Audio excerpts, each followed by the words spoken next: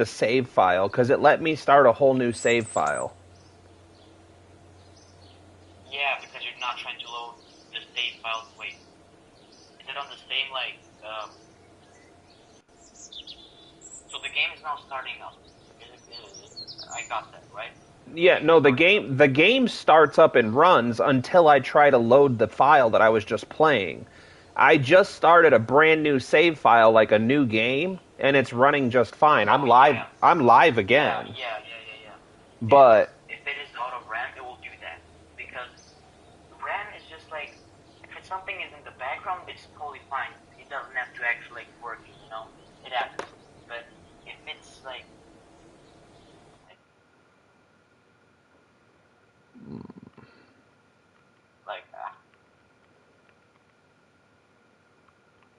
I do not want to assume the worst here.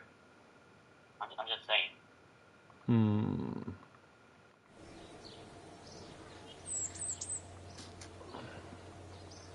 No, I think it's something that got bugged out in that save file. It could be something to do with the RAM, but maybe I had too many things in the air at once. I don't know. I've had way more things in the air though on my previous save file. I don't know. Maybe something just exploded. Oh, dear heavenly. Okay. I'm now in curved space. Wait, what should I go to, Eve or Luna? Either one. They're both equally about the same to get to. Okay. Oh, I don't know if I want to do this today.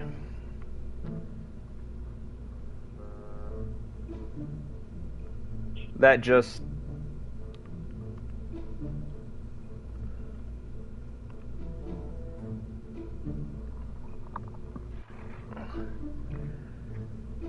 no, Luke. That other save file is cooked. The PlayStation 5 will not allow me to load our save file. So, everything that we've been doing for the past 2 months is gone. And it's not recoverable.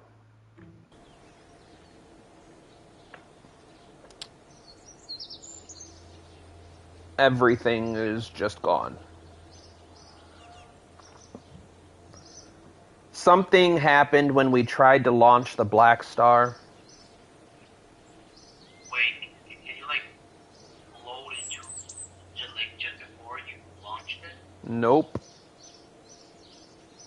It won't let me open that save file at all. If I try to load that save file from the home screen, it just immediately crashes again.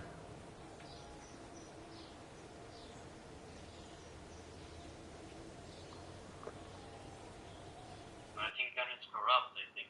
Yep. So, the save file is there.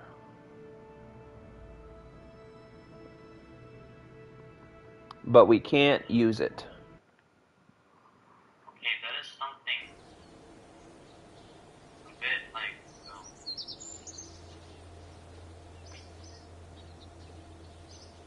I don't know what to tell you. No, there's nothing to say about it. It's just...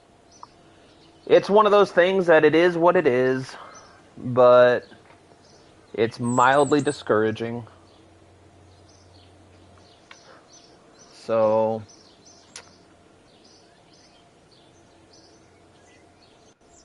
Damn.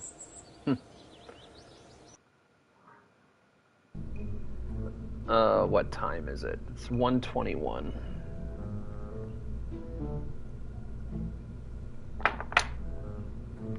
So what now?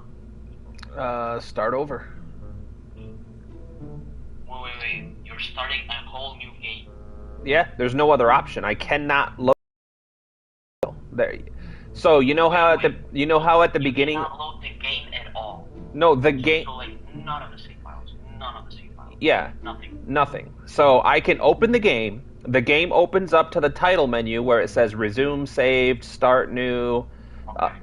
You open that up. If you click resume saved and click on the save file, as soon as you click that save file that we were just playing, it crashes. I can start a new file, but it will not let me open that file. Can you open any other files, like any That's other game? that's the only file. That's the only save file I have. I don't have multiple files going.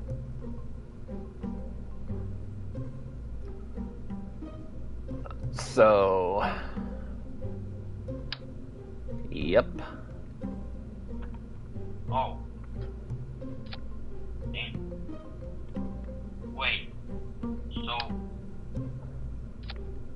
the file has somehow corrupted, which is technically not possible because it's an SSD.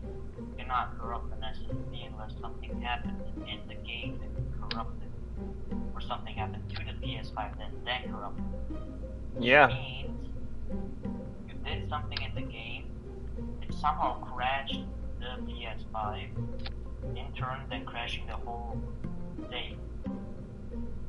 That wouldn't make any sense. It would just target one. It would target. Wait, do you have it stored somewhere on the cloud? What do you mean, the game or the save file? Because no for either one. Like, for example, on Steam, if I play something and then I make a new computer or something, then I can just open the game and everything will be there. Oh yeah, Then no. it's saved by the. So, if you deinstall the game and reinstalled it, everything would be gone, is what you're saying. No, the PlayStation has its internal storage. So if I wanted to completely delete all of my saved data, what I would do is I would delete the application, and then I would go into my storage device under game saved data, and then I would scroll down to Kerbal and delete Kerbal. Okay. But if you like bought a new PS5 and put in the same account, Yeah, you wouldn't then have you install wouldn't KSP. yeah, you wouldn't have any of your KSP files.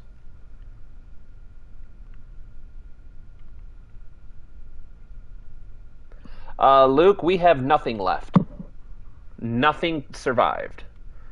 We cannot load that other save file at all.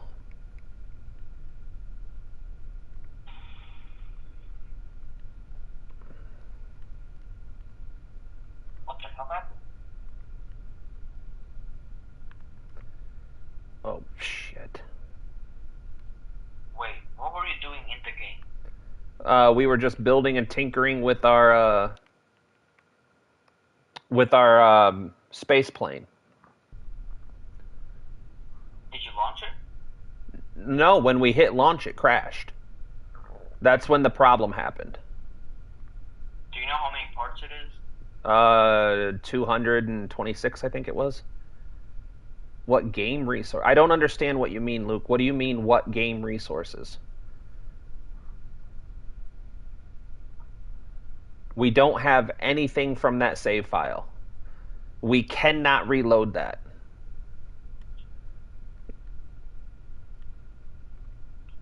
Oh.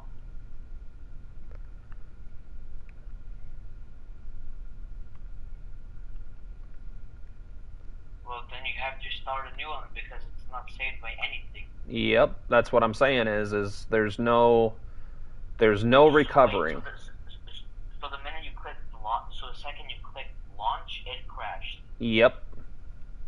So either it means it immediately broke on the pad, which would then make too much. That wouldn't just crash. That would crash, but not corrupt it. It means it was in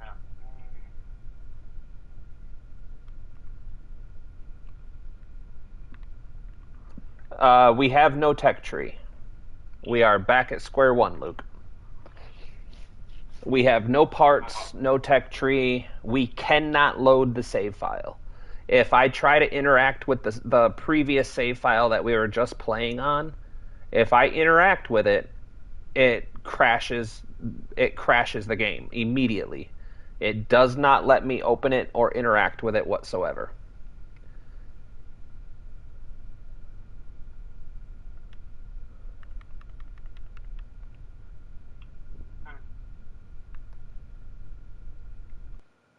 Hold on, I'll show you, Luke.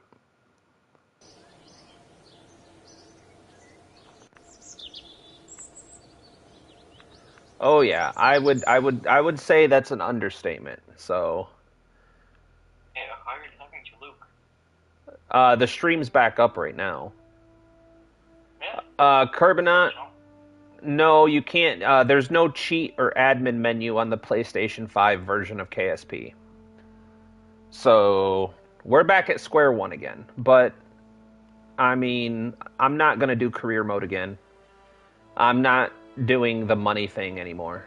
That was fun. It was tedious. It was great challenge, and I'm convinced So, that everything that we were just doing would have worked for Eve. so right now you're doing science mode? Yeah.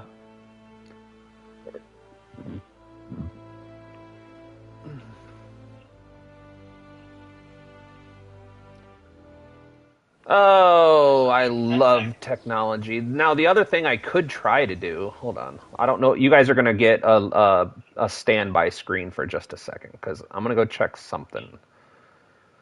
Oh, where did I always find this? Save data, PS4 games. Let's see. Kerbal. Where's my Kerbal file? wait, can you not export it? If you have a USB drive, any kind, really, it just has to be enough to hold the whole game. You put it on your PS5, like in your PS5, you can then grab all the files, push it then to the what's it called, thumb drive or whatever the hell, the USB. You push it there, you delete everything, you reinstall it, then you install, and then you can because what I think happened is the game crashed. So the game corrupted the game itself. So what happened was, so when the second you clicked on the Black Star or whatever you called it, you launch it, it either broke or it was too much for your PS5 to handle, which then crashed the game. But when it crashed the game, it corrupted just the game itself, not the files, just the game. If you understand. Yeah, I know what you're saying. There's just no way to recover it. So the only thing I can do is I can go into the hard drive and I can delete and purge all of KSP out of my system and then reinstall it from scratch. But even doing that is not going to get our save file back. So it might prevent future problems, but it won't get us our save file back. But if you find the file, if you somehow find the file where the game is on, like you find the file where your game is saved onto, and you export that, you delete all the game, then you reinstall it, and then put all the files back into the game, it should then register it, and then it should bring all the files back. Because you cannot corrupt a file on a SSD. It just. Well, I did something to it. Dang it. I don't know what, but I did something. You did something. Well, you know what this means? That you're ahead of me now? Yep. I knew where you were going with that. That's okay. We know how to build everything we had before. If it happens again, what I'll do is I'll do a full purge and see if that helps the situation at all.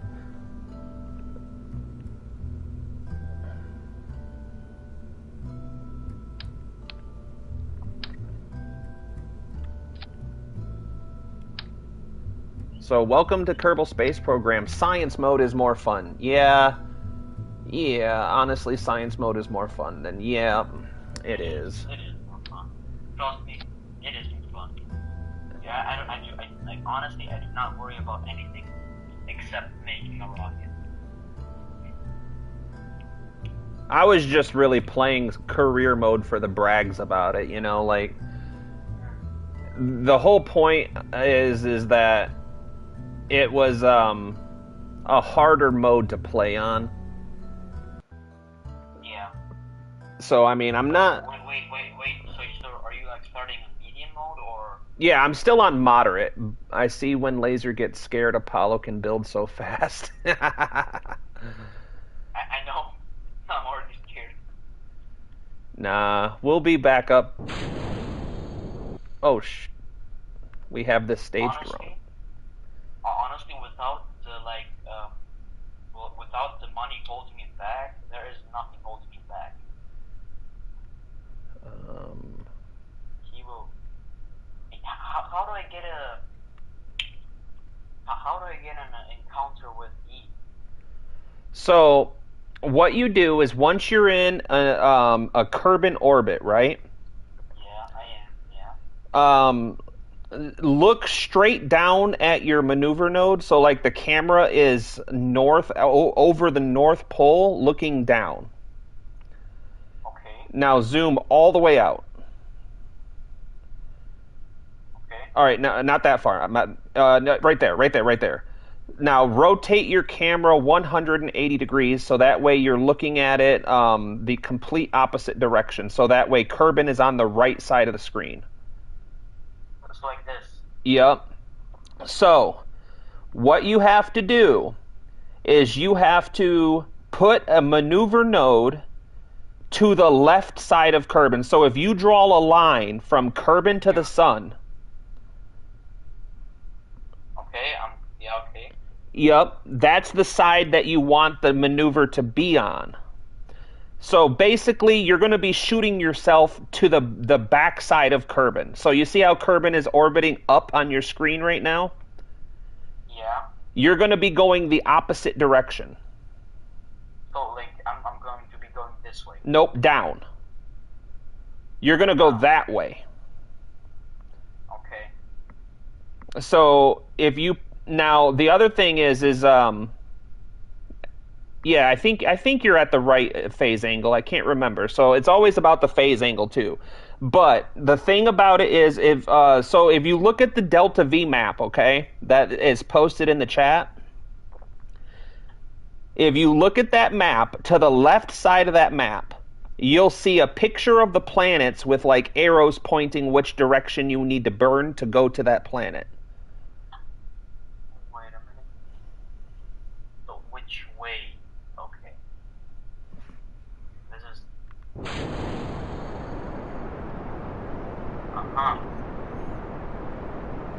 So Eve, it says transfer window minus 37. 36.1 degrees and minus 162.8 degrees. Yep. It should be like 77 degrees, I think. I can't remember for sure. So, what do I have to do right now? Which I still don't understand. Alright, so go back to where you're looking at, straight down at Kerbin. Yeah, okay. Now just zoom in without moving the camera any other direction. Okay. So now put a maneuver on the left side of Kerbin. So other side. So like here. No, other side. There.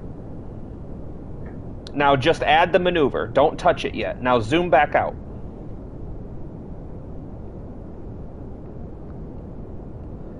Now, go to your lower left-hand side controls and start adding prograde. Okay. When do I stop? You're already too far. You just want to go until your orbital line just crosses Eve's line. So you see your periapsis on the sun? The periapsis on the sun. Yup. Yeah. That periapsis, it should be just about in Eve's orbit, the yellow line. Like you. Yup. Now, if your phase angle is correct... Whoops. Oh, I get it now. So I burn, I get into orbit, and then I can do an ascending node or a descending node, and then I'll like, yeah, okay, I get it now. Yeah, I understand it now. Thank you so much. Yep. Well then, wait, so this is, wait, is this is not, so it means that I should burn for 20 seconds, okay.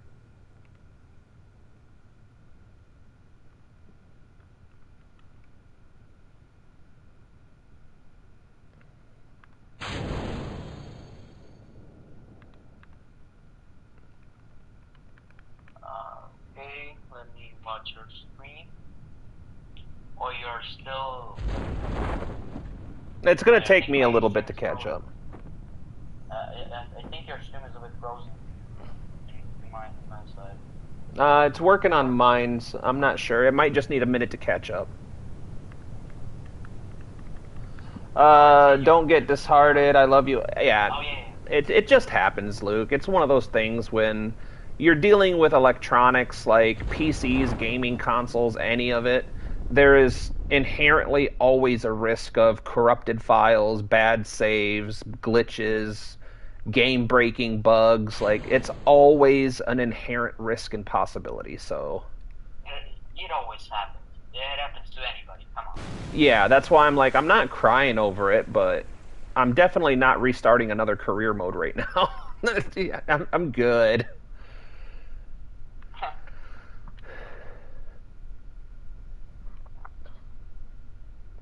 I'm glad it happened on live, though, because you guys probably wouldn't believe me if I just turned on the system one day and was like, hey, all that work that we did was gone now. I definitely didn't delete it. It's just magically gone.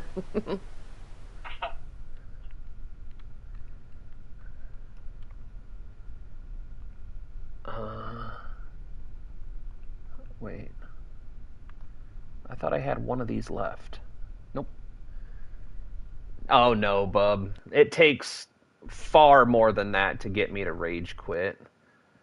The last time I rage quit a game was Call of Duty Warzone, but that's because for an entire year, every time I started getting good at doing something, they would nerf it. And then the next day, they would release a weapon pack or a weapon skin, and all the tryhards would buy said weapon pack. And then I have a very firm belief that I don't pay for free games. Like, if you give me a free game, I'm not gonna give you money for season passes. I'm not gonna give you money for I'm not gonna pay for anything that I don't have to. I lost my save right as I did my first hard career mode Duna mission because of a lot of errors causing insane lag even on the earlier saves. Had to delete the save and start a new one. Yep. I've had... I don't remember... I honestly don't remember how many times I've played, because it's how I lost my whole World Eater army. A how physical model army went back to the store, was gone, no explanation where anything went. Ooh. Yeah, that would upset me a little bit. A lot of it. Yep, it's a fact of life. You know, when you play games, whether it's PC, console, handheld, any of those things, it's sort of an implied thing that... Wait, what is... Do I have two swivels here? Well, how did that happen?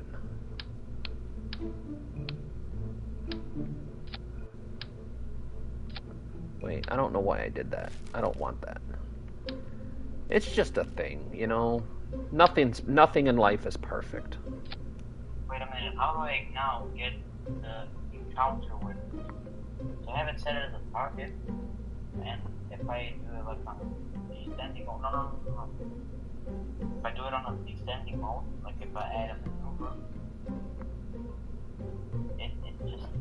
Did you already do an escape from Kerbin? Is that where you're at right now? Yeah. It looks like you did the wrong transfer window. Maybe. So, look from the top down again. Okay. Your encounter with Eve is going to be all the way on the left side of the sun. Yep. Yep. So what you want to do is go in front. Don't worry about the ascending and descending node. Go in front of that. Go about halfway between your point of origin and where you think Eve is going to be. So start at Kerbin and just follow your orbital path. You can even do it up at the apoapsis, because the apoapsis is going to be the most efficient spot to do it. So go ahead and put a maneuver. Now, in the lower left side of your screen, click the over a little bit to the left. Yeah. Up, yep. Now go up to the 3 little tabs above that and click the one farthest to the right. So like, approach for Eve. Yep. Now, when you start getting close to Eve, that left box will tell you how far away you will be. So what you have to do is add prograde and retrograde and try to play with it to see if you can get those 2 little tabs to show up. I already got it. Yep. Now you play with everything until you can get them as close as possible. Oh, if I don't put fins on this, I think I might give Luke an aneurysm if I don't put fins on this. So.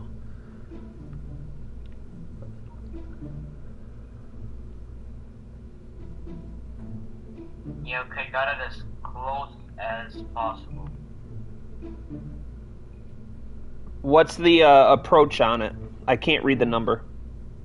12.4430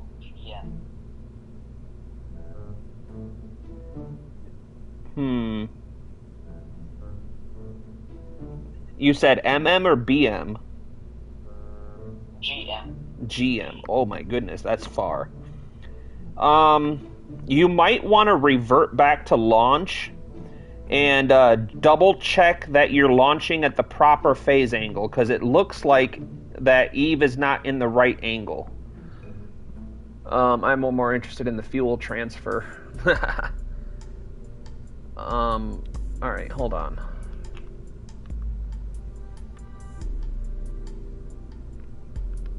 Why is it so much harder than just going to a moon or something? Oh, dude, this is the next big curve that you gotta face, because learning how to set interplanet, I have successfully spaced. Bub! Congratulations. Study every launch for science. Yes, every launch. Something's wrong on my runway, though, or my launch pad, though. Come on, give me... What? Why is my launch pad out of service? I've never had this happen before. What? Maybe I can help. Like, the stream is not catching up yet, but... No, something...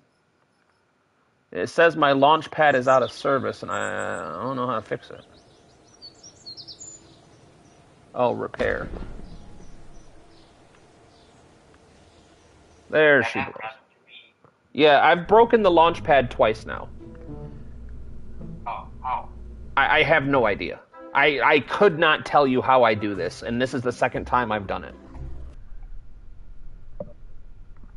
Oh. Okay.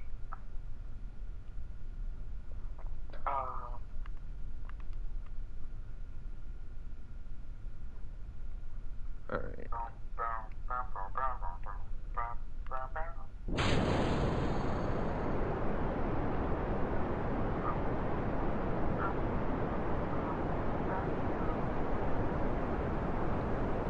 Yes, science is the most delicious thing. That's what feeds Kerbals. Some people believe Kerbals can sustain themselves on water. Some people believe they conduct photosynthesis. But then, there's a very fringe group that believe they feed directly on science itself.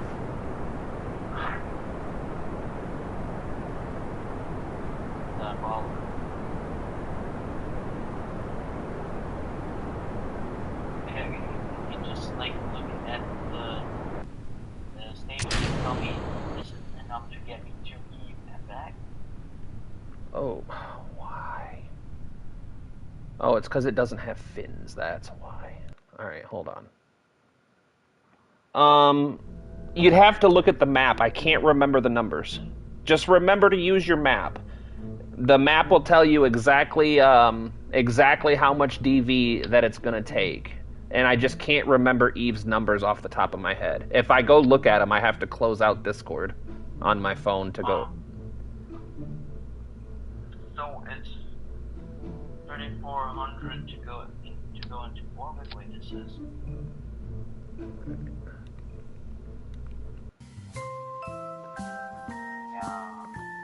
And remember, you're only going to Eve. You're not landing on Eve, so you're not going to need the 8,000 meters per second and stuff like that. Not landing on Eve? You don't have the technology to land on Eve right now. You can try, and I encourage you to try, because that'll show you what I'm talking about. But you don't have the science to land on Eve right now.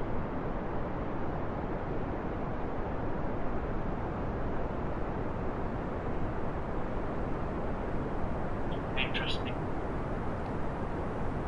Now, you can, if you go to Eve, you can go onto Gilly. You can easily land on Gilly. And you can gather 1,000 or so science or 1,500 science thereabouts by doing a Gilly mission. Yeah, I think I'm going to Gilly. I think Gilly is better than Eve.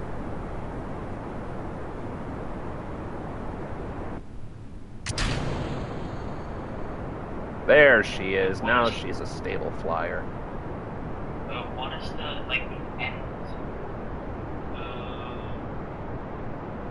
What is the end planet? Gilly. You don't have to worry about changing your DV calculator like that for Gilly. You can switch it to vacuum and it'll be the exact same numbers, because Gilly is just a vacuum. That's all it is.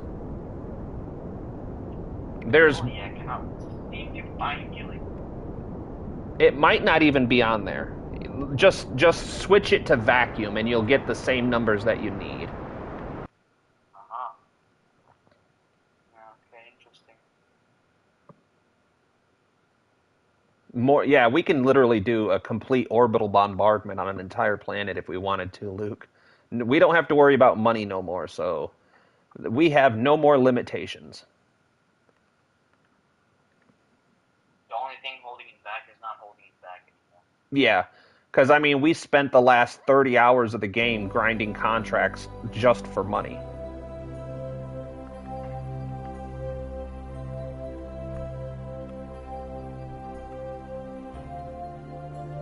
Just an idea, but why don't you like make why don't you just make a poll and see if people want to see Cyberpunk tomorrow? I don't know how to make polls on the cell phone. I've tried looking into it and I just haven't figured it out yet. I think I can be able to do it on the PC, but on phones that's everything's a little bit more tricky on the phone. Brought to you by Heat Tap, Luke.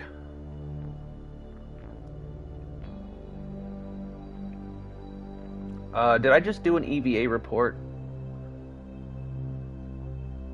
I think I did. Discord Mobile is not it. No, it's not.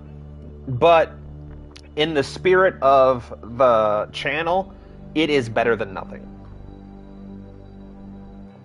That's like my life mantra right now. It's better than nothing. want me to teach you how to do a poll? I mean, I can do it. I mean, yeah. Like, are you talking about a YouTube poll or a Discord poll? YouTube poll. Yeah, like, what do you got to do it on mobile? Wait, for this I think I have to go into, Discord because I have Discord on my phone. I'm just gonna switch so you won't be able to hear me. Wait.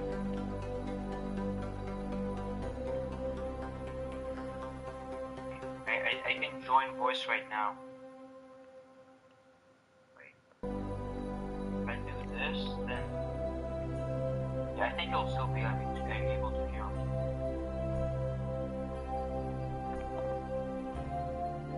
Can you hear me? Yeah, I can hear you. Okay, let me just share the screen. There, can you see my screen right now? Yeah.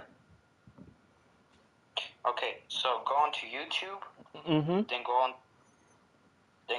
to the plus icon at the bottom. Yeah, and see how we like have videos, shorts, live, and such things. Yeah. Just go onto post and poll, and then you'll be able to put two options down. Oh, that's easier than I thought it would be. I thought it was more complicated than that, because I've Googled it once, and the Google made it sound like it was impossible. No, it's pretty simple. Yeah, it's way more simple than they made it sound. Yeah, you just go onto the plus icon, go to post, and then you see the little thing icon.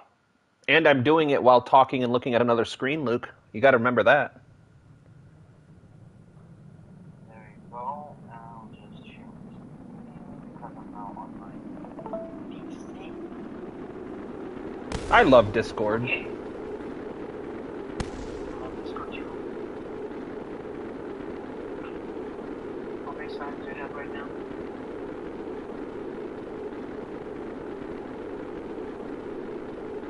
Hello, can you hear me? Yeah, I can hear you. Okay.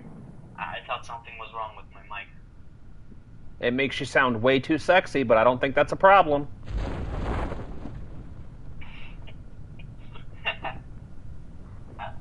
I use my mic from my headphones. I already know my headphones have a crappy mic. So probably you're hearing something like Minecraft sound or something from my headset. That's why. But I'm gonna get a big. I am going to get a camera plus a microphone.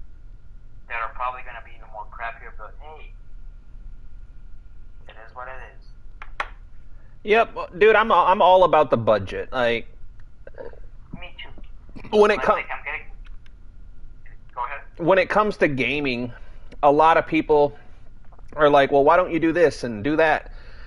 Well, it's all about, it would be easy to go spend all the money, but when you have family and priorities and everything else going on, it's like I buy games once or twice a year, maybe, because PlayStation is expensive to buy games on. True. And then, I mean, the set.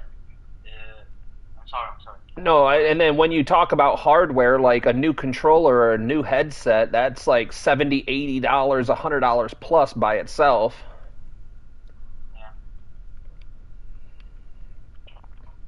Yeah, I get that. Yeah. I mean, but the second you come onto Steam and like PC in general, you'll see just discounts after discounts after discounts. Oh yeah. A game like a game might cost like actually like $5 or something for an actually good game. Yeah, right now, on the Steam flash sale, Kerbal's $7.99 or $6.99 or something like that. Like, if I had a PC, I'd go buy Kerbal right now. Yeah, that's what I'm talking about. Honestly, like right now, I have a bunch of games. Like I just got like a free game. Wait, where is it? I just saw something. It's something about the backrooms with Lost in Anomaly. Yep. This game right here. It's supposed to be like a horror game. I'm gonna go onto the thing. Yeah, Bub. The Steam is superior. Like, I love Steam, Yeah. and I cannot wait to get a new PC because I could probably buy almost every game on my wish list right now for less than $100. The same games on No. PS5 would cost me close to 200. Yeah, that's what I'm talking about. But if I was in your shoes, I would wait until like summer discounts or Valentine's, like whatever the hell. Like I would just wait until then, and then it'll maybe cost $50 for everything. I'm not even joking. Like $70 maximum or something like that. Something stupid like that. Because Steam just gives out games for free. Yeah, basically. I mean, you can play most exclusive games that are on PS5 on Steam. What did we unlock for fuel? Nothing. Unlock for engines? Nothing. Bro is just speed running. Yeah, speed running Kerbal. Here we go. Science Junior? Oh my god, it took me ages. You pay for online and Wi-Fi. Bro, PC or PlayStation 5 console users. I have two chats open, this YouTube chat and my Discord server. That's fair game. But console gamers get screwed because not only do you have to pay for your ISP, your internet service provider, but then you have to turn around and pay for the console itself, and then you have to pay for the PlayStation Plus or the Xbox Game Pass, whatever they call it, and then you have to pay for the game, and then you have to pay for the DLCs. Like, if I had the option, if someone came to me and said, I will trade you this PC for your PS5, I would talk my wife into taking that trade. Because I'd tell her, we pay for internet, and that's it. You buy the game, and then you can play the game with your friends. Like, there's no extra cost there. You don't have to pay for PlayStation Plus to play Steam games. There is no Steam Plus, you know. You buy the game, you play with your friends. Wait a minute, so you don't actually own the games that you buy on PS5? No, you own them, but for example, if I buy Call of Duty, right, and I want to play Call of Duty with you, I have to have PlayStation Plus, or you cannot play online with your friends. You can only play solo single player. That's dumb. Yeah. At the end of the day, if you don't get a PC by the time the Steam machine comes out, I would just buy the Steam machine. Honestly, like, if the RAM prices don't come down, it's gonna be like a lot of the prices. Just gonna go onto the RAM. It's just like that. Well, I mean, technically, I could afford to get a cheap PC. Yeah, Josiah, you're 100% right, and it's all a money grab. Because the thing is if they have the power to give us backwards compatibility all the way back to PlayStation 1. They can do that. But then they wouldn't make money on selling us remasters. Because one of the problems I notice in Hollywood and game industries is lack of imagination. Nobody can come up with good ideas anymore because a lot of the problem comes from trying to do political pandering. A lot of the problem comes from trying to maximize profits for shareholders. But the problem is they have no original ideas left. So in order to make money, they are making a royal killing on selling remasters. That's why you see so many remasters. That's why they exist, is because the developers can't seem to sell their new ideas. So, if you notice, Ubisoft is going out of business right now because they're of poor business practices. And what are they doing? In the last year, they've announced Ghost Recon, remaster for Ghost Recon. They've announced that they're going to remaster Splinter Cell. They've announced that they're trying to bring back, what's that other one? Splinter Cell, now I'm forgetting. But another old game that they discontinued forever ago because they, quote-unquote, couldn't make any money off of it. But now, since they're about to lose their business, They're trying desperately to save themselves, selling nostalgia, is what it is. Because people will buy that nostalgia. Yeah.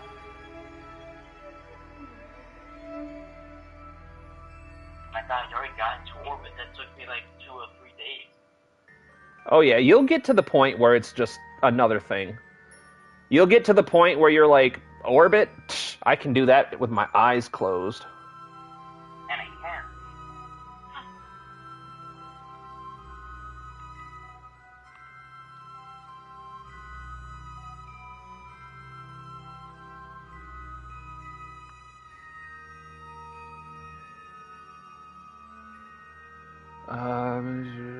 Alright, whatever. Did you pack in a heat shield? Oh yeah, there's a heat shield in there somewhere. Like honestly, right now, I just want to watch you play games because going to Eve is just too much work, man. Even and think about it like this: Eve and Duna are the easiest targets you're gonna hit. Like aside, so the level of difficulty goes at stage 1, getting to a stable orbit is the most difficult thing. Once you get used to that, then you're like, hey, I'm going to go to the Minmus because Minmus has low gravity, I can land and all those other things. It's pretty easy. And then you're like, hey, I can do that. I've done it a few times. Let's go to the Mun.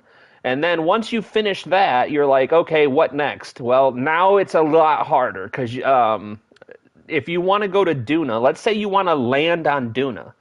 Duna is pretty easy compared to Eve. It's actually really easy compared to Eve. But the thing about Duna is it actually has a very thin atmosphere. So you can use parachutes, but they're not going to slow you down the same. So how how like if you use a parachute on Kerbin, you can slow down to 6 to 7 meters per second? 670. Yeah. If you take that same amount of mass and the exact same parachutes on Duna, you're going to be doing about 30 meters per second. Yeah, that's not enough. So then you have to like use your boosters also, your engines. Yep. I'd rather buy Orbit like Geometry Dash. Yes. I'd rather buy those mini emulators with thousands of PlayStation games. Dude, if you gave me a Game Boy-like device with a backlight, rechargeable battery, and every Pokemon game between Pokemon Red, Blue, Green, Yellow, Gold, Silver, Crystal, I would be happy for a couple $1,000. I would be super happy. Like I never played Pokemon, believe it or not. Pokemon, the original Game Boy games that I grew up with. Uh-oh. I put the Science Junior on the wrong spot here. Oh, did you take the data? Yeah, I took the data, but I accidentally attached it to the heat shield instead of underneath the decoupler, so it's gonna explode. But, Oh, I mean, it guess kind of doesn't matter. yeah, but the Pokemon games that I grew up with were just a giant game of rock, paper, scissors. If someone throws out a fire Pokemon, you throw out a water. If someone throws out a water, you throw out a grass. If someone throws out a grass, you throw out a fire. If someone throws out a psychic, you throw out a ghost. It's literally just rock, paper, scissors for the 90s kids. Yeah.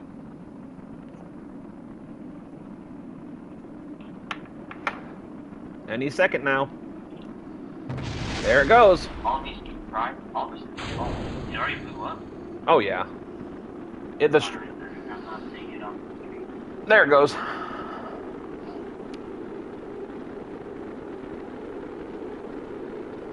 Wee-oo, wee-oo, wee-oo, wee-oo. Oh my god. I have to build a rock. I don't want to build a rock. No. Wii U is my favorite Nintendo console. I really liked the Switch because we own a Switch. I like the idea that I could take it to work, I could play games, but the problem I have with my Switch is that it has 0 storage. Right now we have Minecraft because the kids are all about Minecraft, but we cannot put any more game on it. Like, if I want to put a different game on the Switch, we are forced to buy a Nintendo memory card for like $130. And me and my wife, Wait, yeah. but aren't there like big card triggers or something? Yeah, Like you buy a game and it's like on the little game lobby and you put it in. yep. But the Nintendo Switch still downloads game data from the cartridge, so you can't just play it on the cartridge like old school Nintendo games. Oh, The only console I have for Nintendo is the 3DS. The last one that I owned before this one was the Nintendo DS, and I loved it. I still love it. I would still play it if I had it. what did you have? Try less than 300 to do some light research. I think even Soldier Boy made one of those emulators. I have one with old Nintendo and Sega games on it. Yeah, they're everywhere, especially on TikTok. I mean, you can get them for a dime a dozen almost.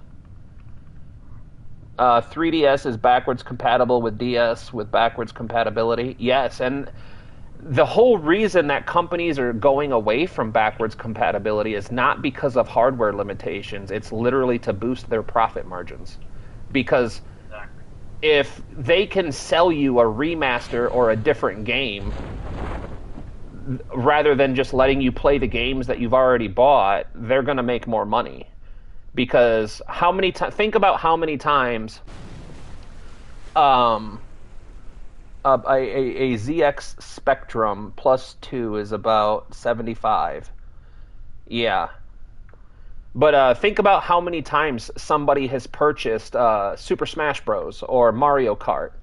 Like, if you purchased it once back in 2009 and they allowed backwards compatibility between all of their consoles, those people would never have bought a second, third, fourth, or fifth copy of those games. Yeah.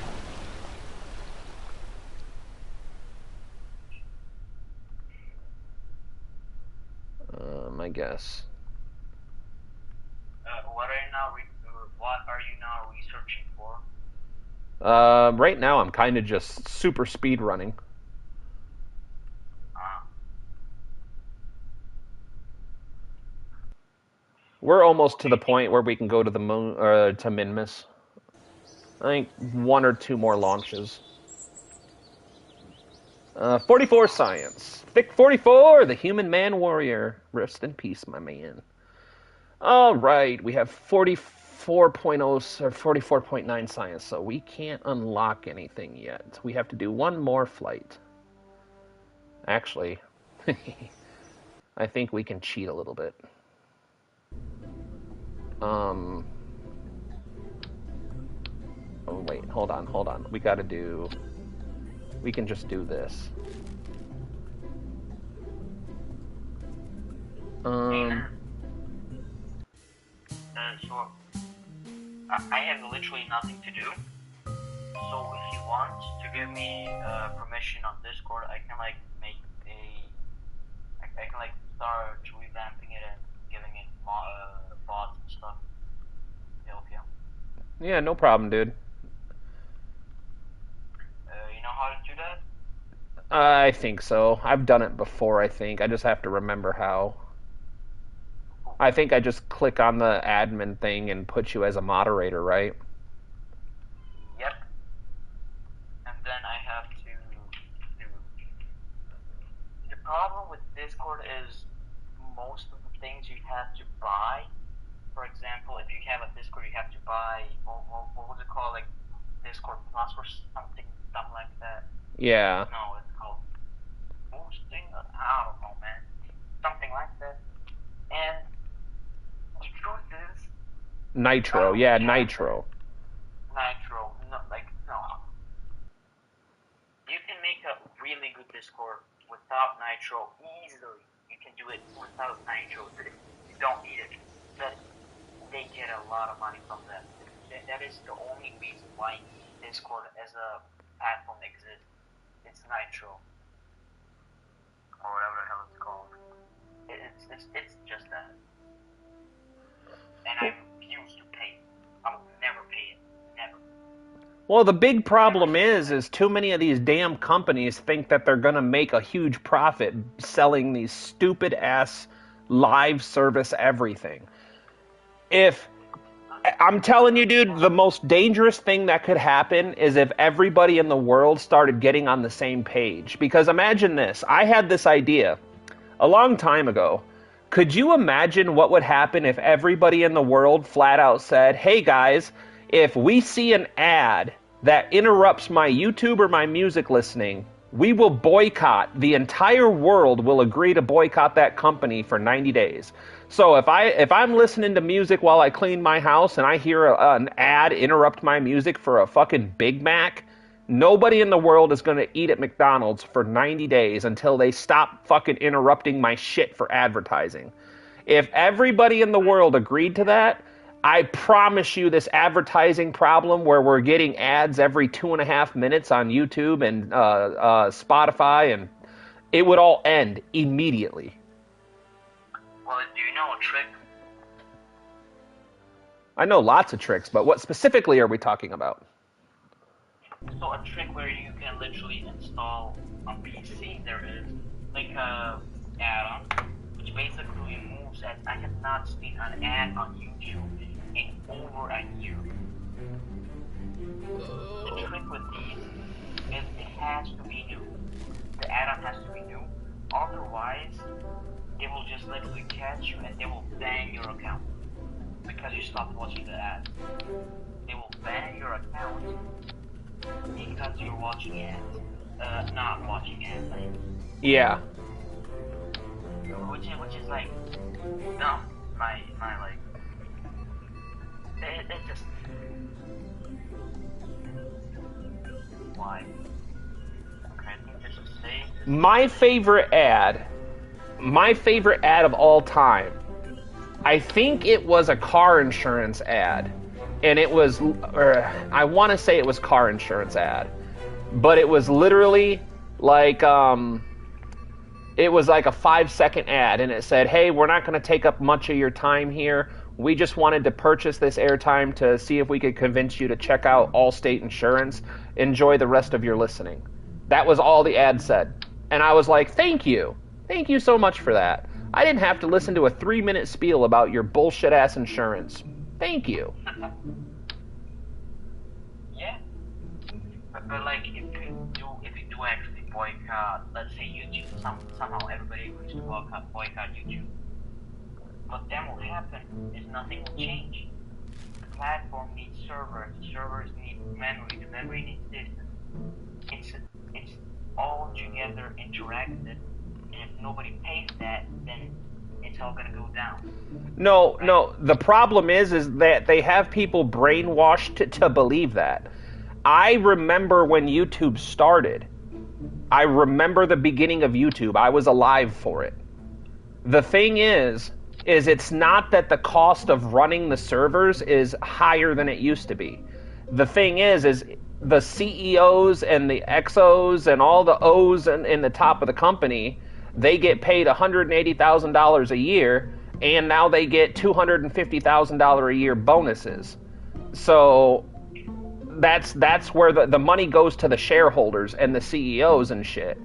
Just like if Walmart decided that the CEO of Walmart doesn't need $500,000 a year, then they could probably afford to lower their grocery prices. Exactly. You know. That is true. It does make sense because of the start of the YouTube. You can literally start YouTube on 5 megabytes of RAM or something dumb like that, and like a few gigabytes of. It's not that. It's just for right now. YouTube has available like 4K video, 2K video, 1440p, and all of that takes massive amount of space. And like, for example, what happened to you in Facebook, right? So it doesn't make sense on Facebook, for example, because it's storing your data for people, and that is just it costs a lot just for data. You might be thinking, yeah, it does cost. a lot. Because you have to buy a server, what's it called again?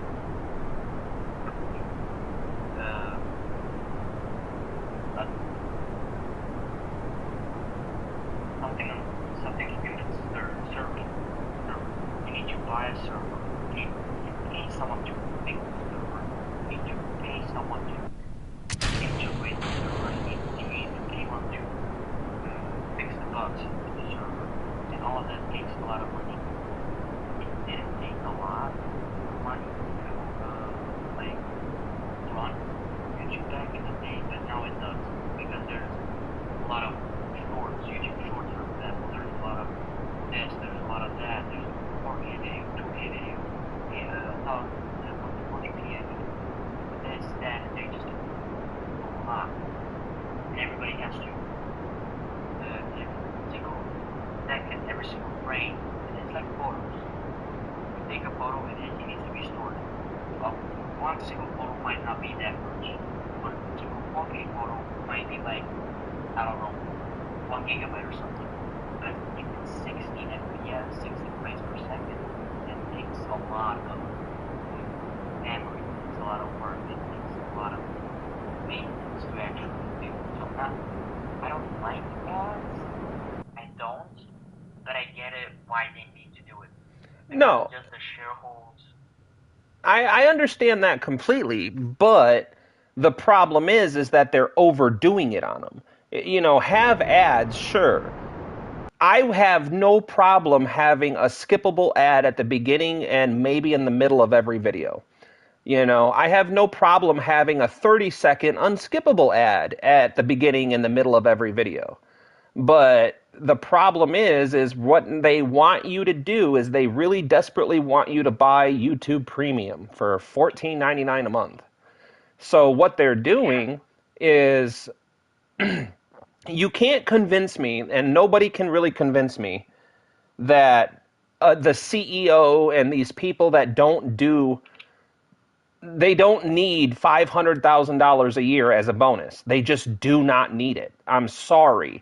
I understand everybody wants more money, but I've preached it on the channel and I live by it. If I could make, let's say, $55,000 a year of spendable money after taxes as an income as a content creator, that would be enough for me to do it full time, and anything that we make over that would go back to doing giveaways. I would get back into doing charity events, get back into putting into the stream and back out to the people. I wouldn't sit here and be like, all right, guys, we made $150,000 a year. Let's do it again this year, but this time let's shoot for $250,000. I don't even know how to spend $250,000 a year right now. If I started making $250,000 a year, I have been so poor my whole life that after I started paying off all my bills, after I get my truck fixed, after I buy a bed frame, I really wouldn't know what to do with the rest of the money. Like, it would just sit there. But I would never in my life be in the mentality of, all right, I'm going to start doing this to screw you guys over. You know, the people that have been in the stream the whole time from the beginning, I'm not going to do something to throw you guys under the bus just to make more money. You know, I understand having ads, and I'm not saying that YouTube should always be ad-free. But there is a point where you can agree that they are getting very ridiculous with it. Well, they are getting very ridiculous with it, and sometimes, I mean, what you start this argument with is ads in general. So, ads kind of have to exist, because if you pay, let's say, YouTube to buy a bunch of their stocks or something, that money goes back to the servers, or paying the workers that work. But eventually, the platform exploded. Right? Come on, you got anybody in the world. You can go in the middle of Africa and ask someone, what is YouTube? They will immediately say what it is, right? So the platform has grown, and it takes a lot of money. I'm not defending Yeah, Luke, I agree. They don't. I don't defend them that they have to use ads. I do not. I'm not saying that. I hate ads. But at some point, you need to realize where the cost is going, because YouTube is not its own platform. Whatever YouTube as a company wants to do, it cannot do it because it is owned by Google. When YouTube wants to do something, it needs to ask Google first, and vice versa. So YouTube gets what it needs and nothing else. The people get what they need and nothing else, and all of the rest go to Google. So I get it that you're frustrated with ads, a lot of ads, and I'm not defending it. I hate ads. I just hate it. But I kind of get it. At some point, I kind of get it. I don't like that they are overusing it. So they are very much overusing it at this point. Come on, they are very much overusing the ads, because you got unskippable 1 minute ads or something like that. But at some point, like if you like, yes, they are doing it, and I'm not defending him for doing it, but it kind of makes sense at some point. Well, yeah, but the question that I have for you now is, at what point is it no longer acceptable to the point where everybody should say, no, this is too much? Like, what would you do if you logged into YouTube tomorrow and every 60 seconds was a 30-second unskippable ad? Would you continue using YouTube, or would you say, you know what, I'm just fucking done. I'm over this? Well, even if you do say that, where are you going to go? TikTok. There is no other free platform where you can watch video. TikTok. That is also for kids. TikTok is like 1 minute. No, what is it? 1 minute maximum or something like that? No, you can do up to 10 minutes right now. You can do 10-minute videos there. TikTok is evolving into longer and longer. TikTok is evolving into a YouTube competitor. It really is. And that's one of the reasons that some of the countries around the world are trying so hard. Yeah. Just return to the old internet where everybody could. Yeah, I agree. And I agree to the spirit of that. But TikTok, there's a lot of governments around the world that are like, oh, TikTok's evil and this, that, and the other. And it's because it's a YouTube competitor that Google can't control. Because if you look at it, Google controls a vast amount of the open media market on the internet. It really does. So any competitor that pops up, like, how is it right that if me and you came into an idea like, hey, let's make our own version of YouTube? Right now, it is legal in most countries for YouTube or Google really, to sue us for copyright because they believe that they own the idea of posting videos on the internet. To me, that's not right. What that does is it makes it to where they can do whatever they want with no competition. So they can raise their prices, raise their rates, and nobody can stand up and say, no, we're not going to do that. Because anytime another thing comes up, they either buy it or sue it into the ground. So, like I said, I'm not saying that there should be zero ads on any platform. I enjoy TikTok because of the way that they do their ads. I 100% have ads if you want. That's fine.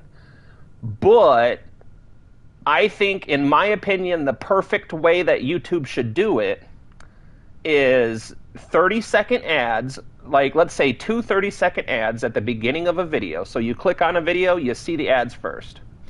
And then maybe a 30-second skippable ad 50% of the way through the video. So if your video is 10 minutes long, you're going to see 1 or 2 ads at the beginning and maybe 1 or 2 ads at the 5-minute mark. And then go ahead and throw some ads up at the end. Why not? Nobody's going to watch them anyway.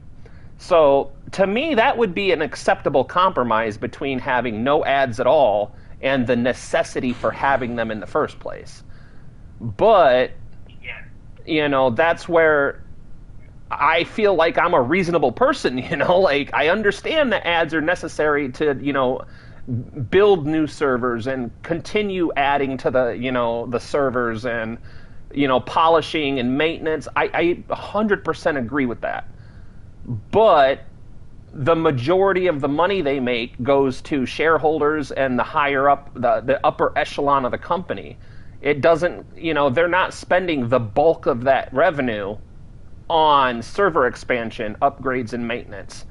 They're spending it on, bonuses and higher salaries and all the shit. So it's like you're not really using it to create a better experience. You're using it to pay yourself, and then in order to justify it, you put on more ads so that way you can make more money. Well, yeah, that like the first when you said when if YouTube just puts like just ads everywhere, people like they would go up, like I'm not sure what happened to that because YouTube controls most of the. No, I'm just lying. They control all of the media. Holy crap! I don't mean to interrupt you, but I found the only tree on Kerbal, or in Kerbal. I've never seen a tree on Kerbin before, and I found a tree. Wait, what do you mean? Like a tree. There doesn't exist any tree. I'm looking at one right now. Wait, the stream kind of needs to catch up with it.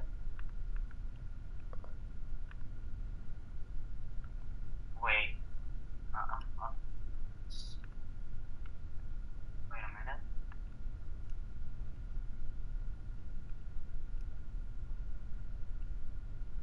There doesn't exist any tree. I'm looking at it. I'm running towards it. Sorry guys, this is gonna take a minute. The speed run's gonna be on hold. We gotta go check this tree out. Oh my god, there's a tree? I found the only tree I've ever seen on this game.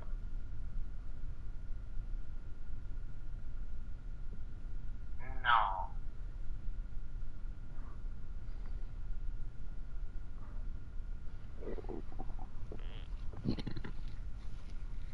Now here's another idea for you. Instead of charging the consumer $14.99 a month for YouTube Premium to raise their revenue, why not raise the cost of having, let's say, McDonald's?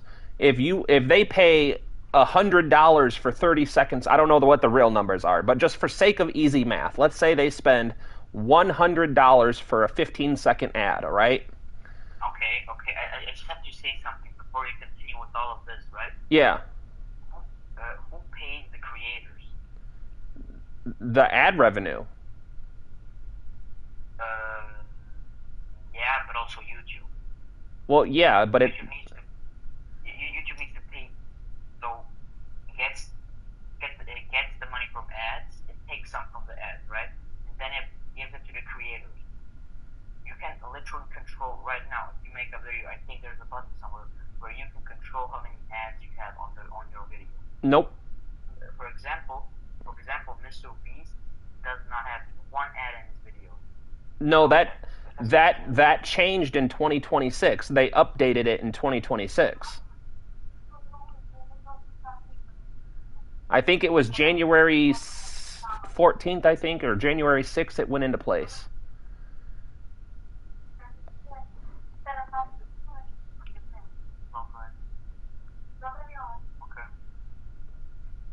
It's beautiful. We're going to call this tree Franklin. Look at it. Wait, can I climb it? Did it say climb? Oh yeah, I think it said climb. I want to climb the tree. I'm climbing the tree! Oh, wait, I fell. Climb the tree, climb the tree, climb the tree. Oh, I fell. Wait a minute. I have to search this up.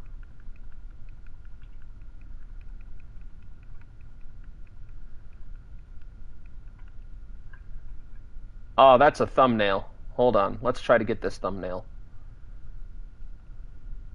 You found the only tree.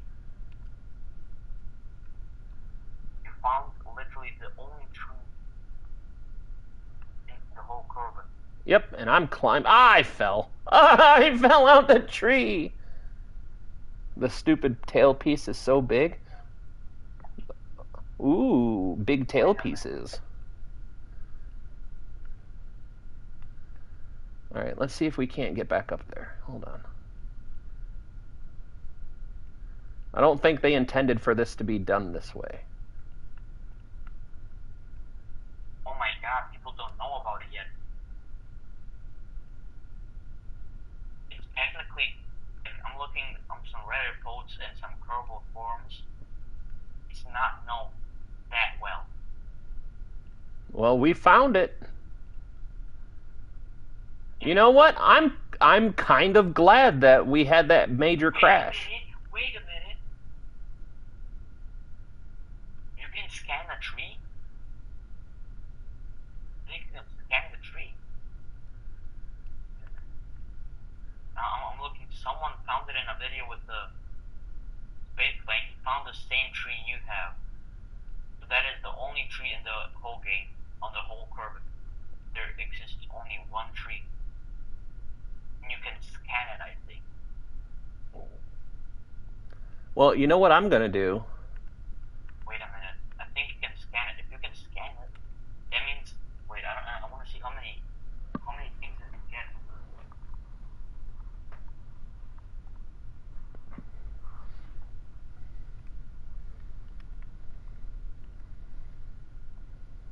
Large scanner arm. He used the large scanner arm, and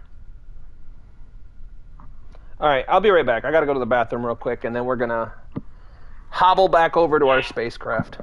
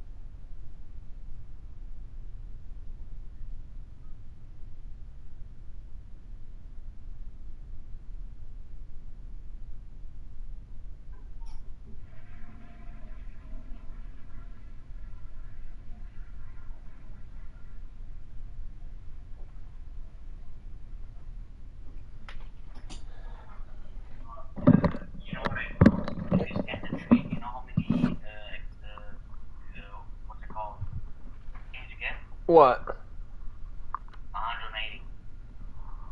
That's not bad. I just gotta unlock the scanner arm. Yeah, but it's kind of deep in the research things. Yeah. But I put a flag next to it so we can find it again pretty easy. These engines are so pathetic. Which ones? Which ones, bub? Because some of the engines are pretty underwhelming. The tiny jets. Tiny jets. I don't know which ones. Oh, I think it's me. I think he means the one that, like, wait.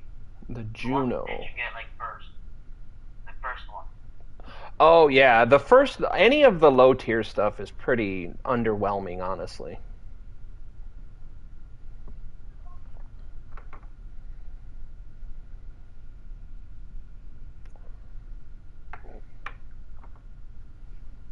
Yeah, I'm kind of glad that we had that crash. Moving at 3 meters per second. That was really neat. You do not understand. This is the only tree in the game.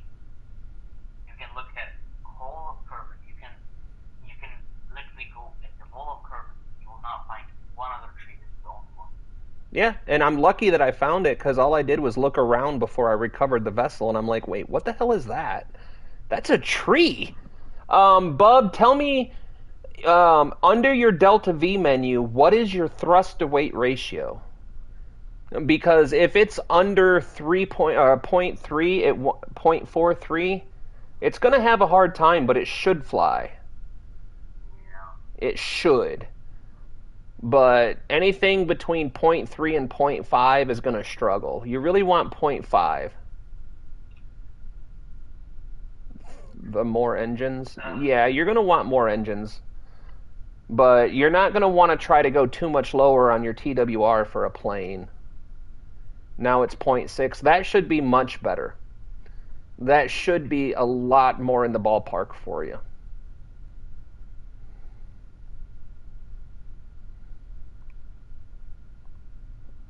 What the heck, Jeb? Get up there.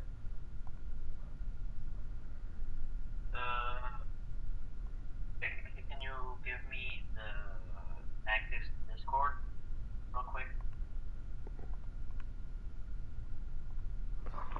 Let me recover. All right. Unplug it so I can actually use it.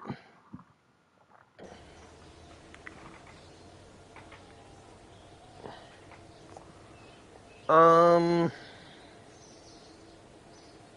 right. How do I do this?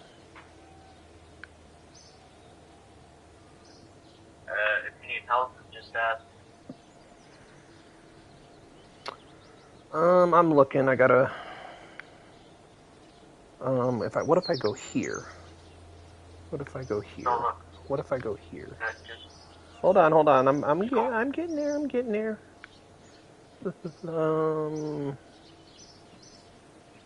Go here. Boop, boop, boop, boop. What about here? All right, you can go ahead and tell me because it's not where I thought it was. Okay.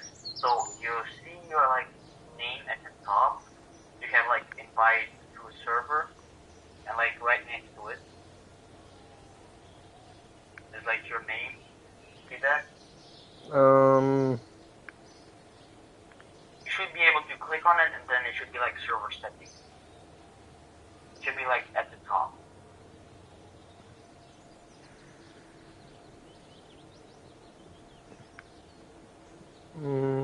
Channel settings? No. No, server settings. I'm looking. So at the top, wait. Can you see my screen? Wait, I'm gonna show you my screen. Okay. Can you see my screen right now? Hold on. Yes. Okay. So you go into a server. Yeah, but dude, you got to remember you got to remember that you're on PC, so it's different for mobile. I know how to do it on PC. I'm looking for the option on mobile. Wait, it should be the same. It's not. My screen does not look anything like yours. No. Yeah, I'm looking at my phone right now. It's supposed to be the same. So see, it's supposed to be your name. So see at the top, at the top of your phone. There's search, add someone, and then there's events. See that? Hold on. You know what? We're gonna do it this way. Go here. Go here. Nope, that doesn't work. Come on. Why is this? Do you see a search? It should be right under your name. So for your name, it should be Pantheon of Apollo. See that? It should just say the name. Right? You see that little arrow? Yeah. Click on it. Yep. Just click on it. I'm just doing the same on my phone. If you click on it and go into settings, that should be right next to boost, invite, notifications, and then settings. Yep. Okay, then click on settings. Yep. And then go to the bottom, list to the bottom. It should say user manager.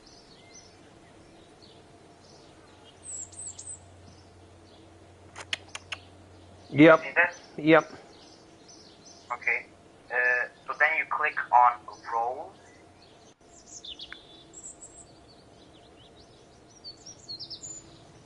Click on roles. Yep. Yeah, and you see like it should say like members and something. It should be like at everyone or something like that. I'm not sure. Just click at the top one.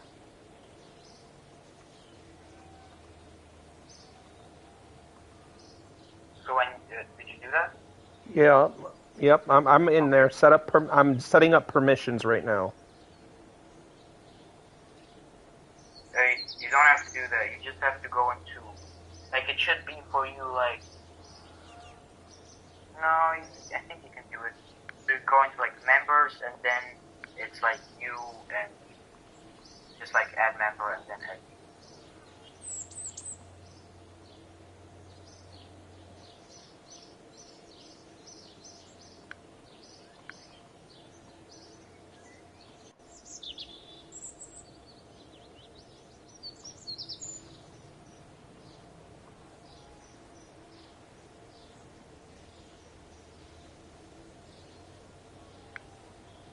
Did you do it?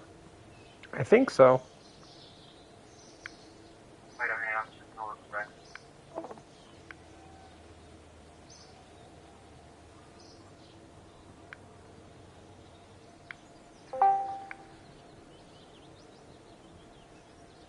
Okay, then I go into settings. I should have.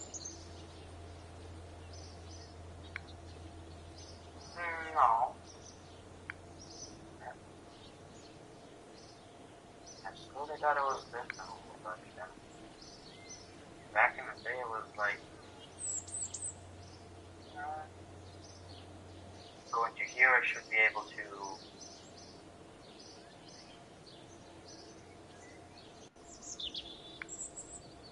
Yeah, I cannot access the role, which I should be able to access.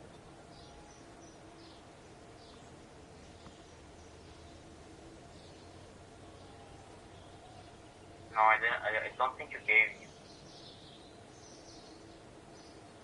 I'm looking through this. I'm looking through everything because I clicked on it, but I don't know. It should be in roles. If you don't have any roles, just click on the plus sign. Yeah, no, it's right there, dude. Like on my screen, it says it's all clicked over. So Wait, can you screen share? I'll do it later. We're sitting here on a stream with dead space, dude. I'll figure it out later, and we'll talk when the stream's not watching a dead screen. Your computer's crashing?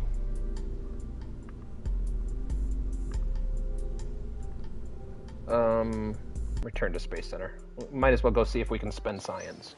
We cannot. All right. Oh, yeah. Right now, like all I know that you did to the server is you just added like the channels and that's it. Yeah. You gotta keep in mind that, like I said before, up until now, the server has only ever been used to talk to friends while we play games.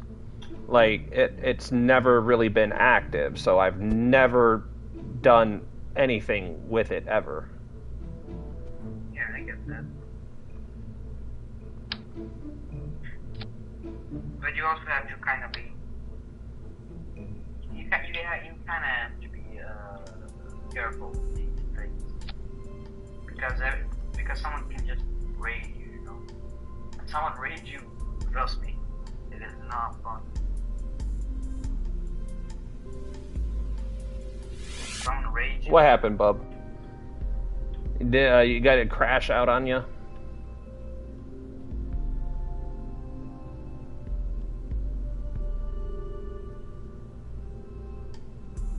Plane crash. Oh, plane crash. Eesh. Ay, chihuahua. Tried putting a solar feed, but it did not go well. Well, still there. At least you tried it. Now you have the data. That's the important part. You always have to try it. You try, you fail, you try again. Fix the problem. If it fails, try again. So let's work. No, Luke. No, don't put decouplers on the very top. If the boosters, that's going to be very strong and very fast. Yeah. Yeah. He knows Oh, what he wait, is. hold on. You know what I Paul did knows forget to what he check, though? I did forget to check one thing, Kerbanot. Oh, yeah, that's way too much. No, that's too little.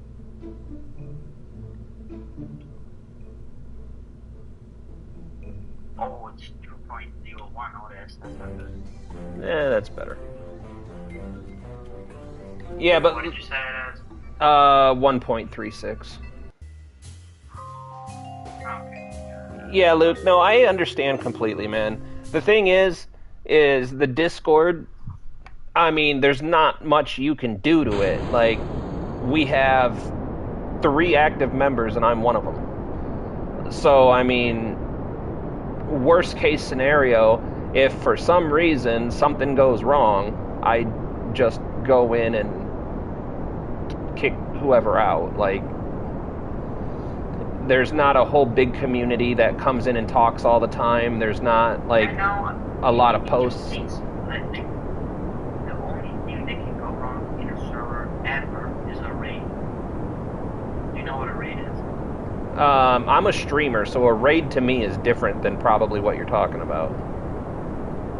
A raid is probably, well, put it in simple terms, when one guy does not like you, if someone does not like you, then if they're like a bot, or a bot is like someone that can help you or make your life miserable. Then what they do is they fill your whole server with bots. Just bots after bots. And then they can report them. And then what they've done is that basically killed your server. Right? But you can report the raid, and then you can just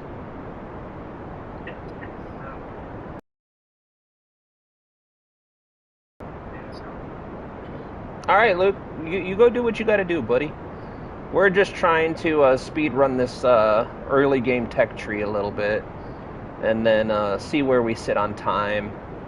I think it's going to take us a couple of streams to get back up to where we were and see if we can't do a better job. So are you gonna put a poll to see if people want to watch Fireball? I don't know. I'll probably look into it. Because the thing is I really need to get Cyberpunk done no matter what, because I really feel bad when I start something and I don't finish it.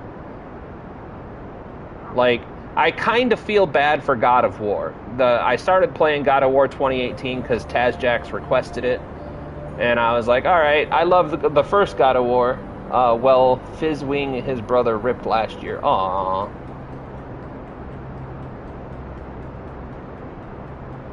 That's sad. That makes me say it.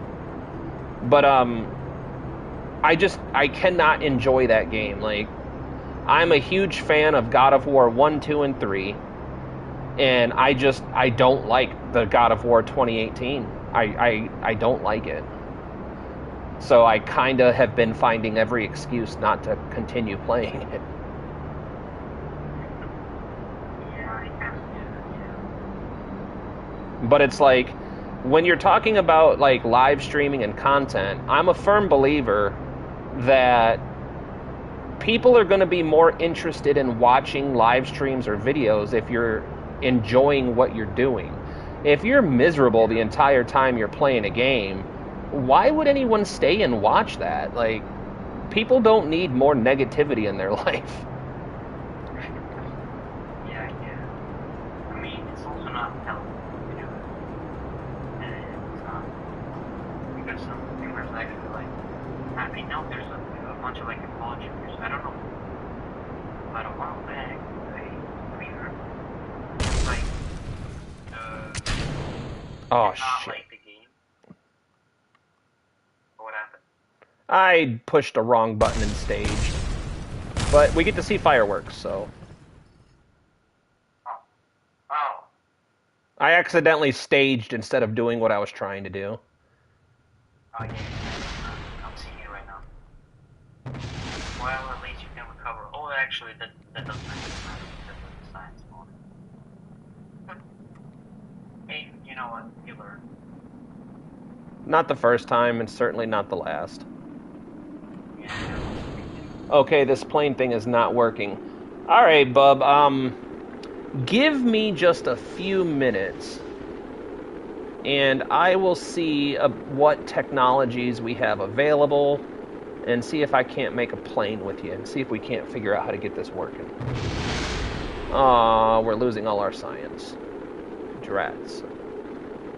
Well, not all of it, just the mystery goose, which didn't get us much science in the first place. So no big loss.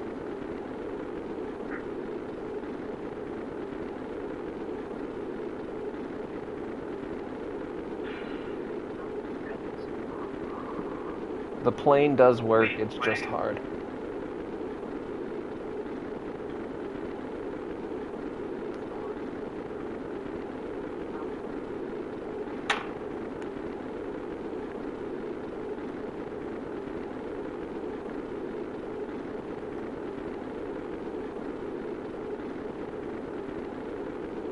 Wait, were you actually in orbit? No, I was just below orbit. That must be bad. It happens to the best of us. Yeah, I'm not worried about it. I still get science from the run, so... Orbit? How much? Probably not a whole lot. Probably like 15, maybe. They count. They count. And at this point, I remember when I was at your stage right now, 15 cents would be the world.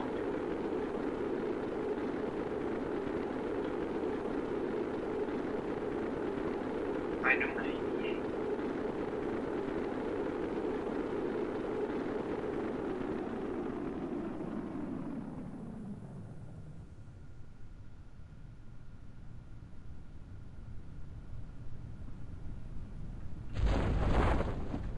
I mean, now that money is not holding you back, I guess you can just colonize everything. Big rocket time, I can't disagree with that. Bigger, better, stronger, faster, higher, farther. Exactly. Son. I think this is actually gonna be a blessing in disguise what happened today. Well, I mean, it's already worth it because we found a tree. And we named it Franklin. Alright, we named it. And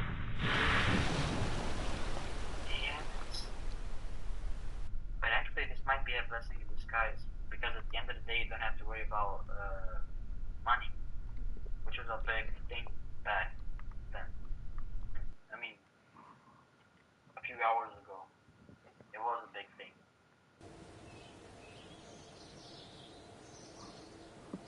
At least you have all the what's it called, blueprints. Let's see. We could do some planeage. Ooh, we do need that. Ooh. And that's all too expensive. So, what do we get? We get the P inline, the Delta wing. What do we get here? This one gives us struts, which that's hard to say no to.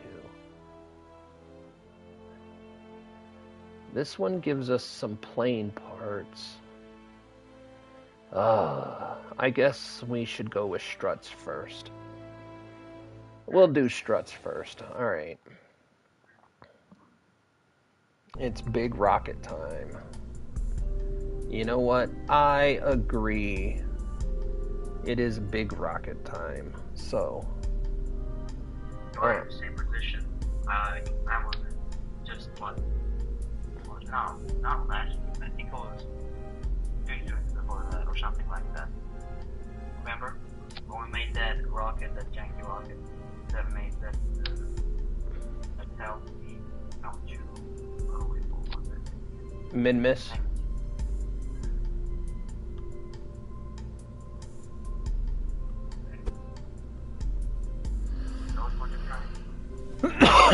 Yep, that's what it's all about. Alternative save. What do you mean alternative save?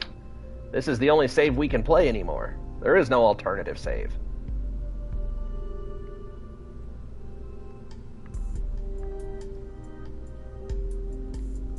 No, I think Luke meant by like other saves then. Yeah, the whole like thing is corrupted. The whole game he was playing. It's not just a save. If that's what you were thinking. Wait a minute. What do we got going on here? So, wow, this is kind of a mess. So let's move these up and just go from the bottom.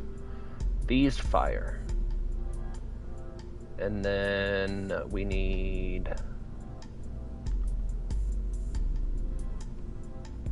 these to fire. Wait, you have the same technology I had when I was going to make this, right? I don't know. I think so. Wait, what Go move these up. What was that?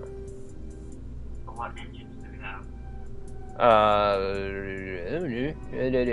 Engines.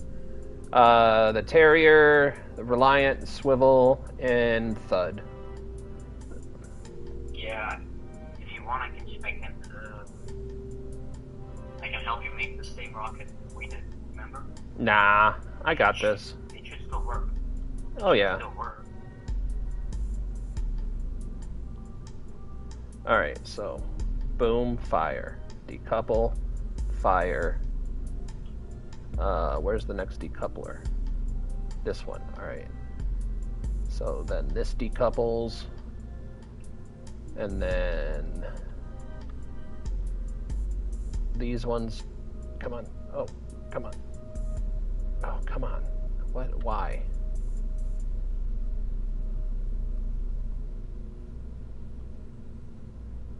What? What is...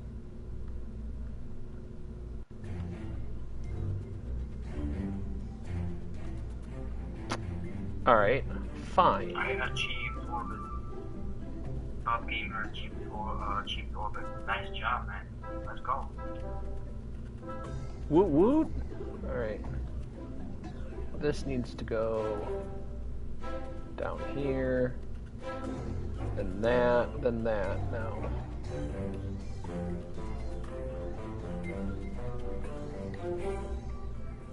There we go. Okay, that's right. Then those, then that, then that. Alright.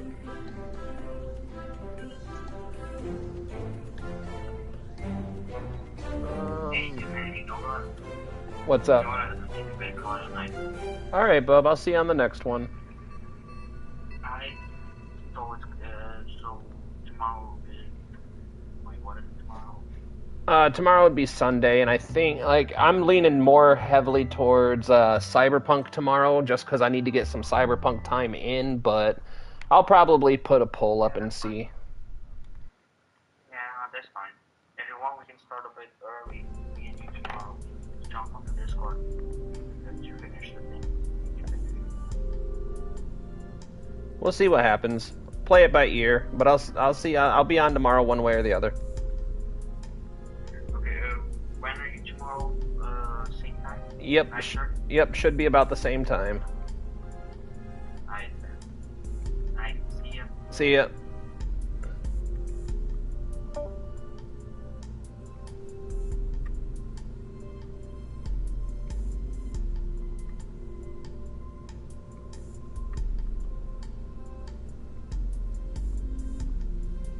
All right. Let's see if she flies.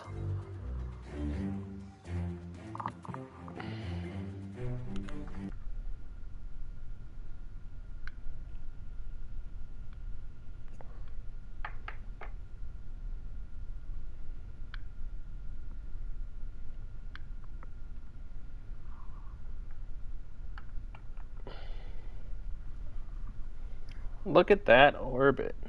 Oh, you're coming back down already. Nice.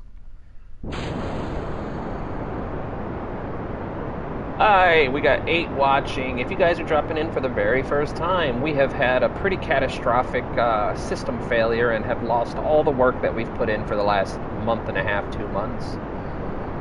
So what we're doing currently is we're playing Kerbal Space Program on PS5, and we're rebuilding from scratch in science mode rather than doing another career playthrough, which is okay because we got to find a tree. So, I mean, we did get to experience something in Kerbal that we've never experienced before, and that was pretty awesome. So, I'm not as mad about it as I could be, and we're just gonna make it work for us and move on with life.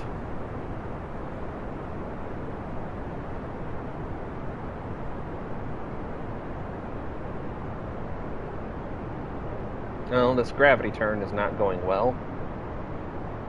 We're probably going to flip over. So let's try something crazy here.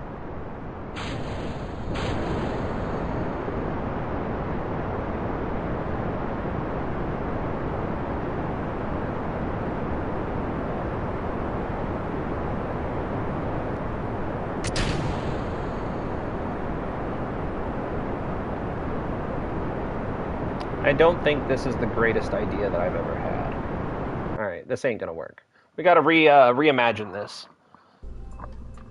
Oh, I think what we can do to help the situation is utilize these new... Well, no, because those don't actually do a ton. Let's see. What did we even unlock last time? Did we do engines or fuel tanks? Like, oh yeah, we unlocked the struts. That's what we unlocked. All right, so let's see what we can do about this. All right, first and foremost, that's a failed idea because we can't steer. So, what we're gonna do is put these right here, and let's do some cheap asparagus, not asparagus staging, a cheap generic asparagus wannabe. That's what we'll call it. BRB. All right, bub, we'll be here, man. It is currently 3 o'clock, so I got about another hour, maybe a little bit more, before I'll have to call it done for the day. It's really disappointing because I was looking forward to doing the Black Star. I really was. But like I said, it's okay. These things can happen. All right. We really need to be able to control this stage more. What if we do this and do this? What are the numbers going to look like if we do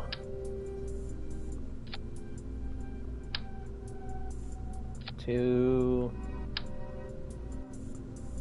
3, 4, and then we utilize the swivel head engine here for thrust vectoring, and then we take this and put this back on here, and then we go to this and put that on here. The Black Star, it will be a masterpiece. Yes, the dream is not dead. We just have to rebuild it. That's all. That's all. Alright, now let's fix up this staging a bit. So we have these. Put this down here. What does that do? That gives us a bit more. I like that. That's nice. So then we'll lose this and fire those. Then we lose that. What is this one? This one probably ought to go down farther. I imagine we'll lose this stage before we need that stage to go.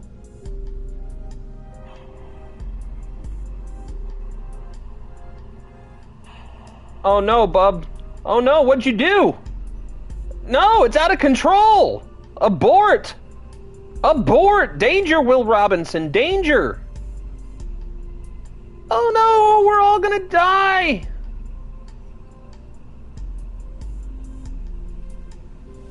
Ah, the humanity! The curbanity? The curbnanity?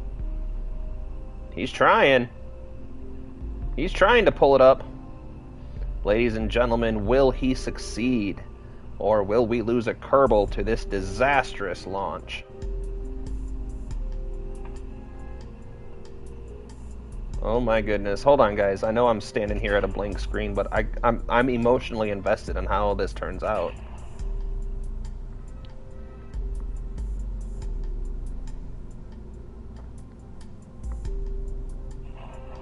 Oh! Oh, that hurt my neck just watching it. I have whiplash from watching you do that. That's going to be a disability claim. I promise. The neck breaker, yeah.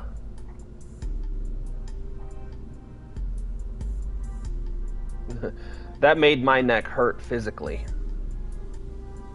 Oh man, like I need to go to a chiropractor now. All right, we need to strut this out.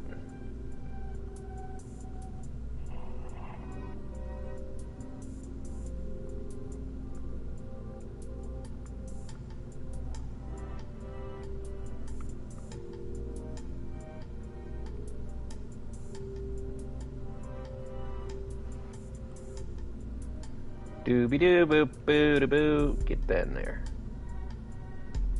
Get on there. I like to swing. Rock by Kerbal in the rocket pod. Not sure where I was going with that one, but it sounded cool at the time.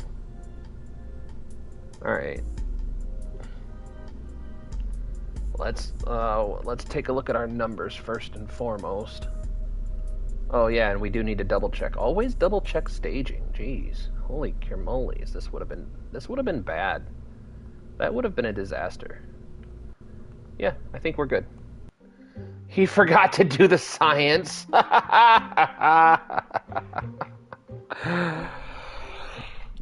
at least you had fun. I mean, you're going to end up paying your pilot a lifelong disability for eternal whiplash.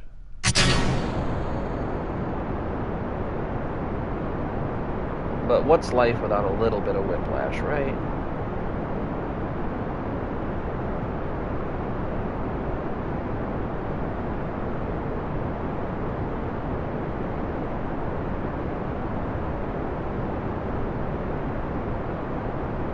Slightly safer. Yeah, it's just a little tiny bit.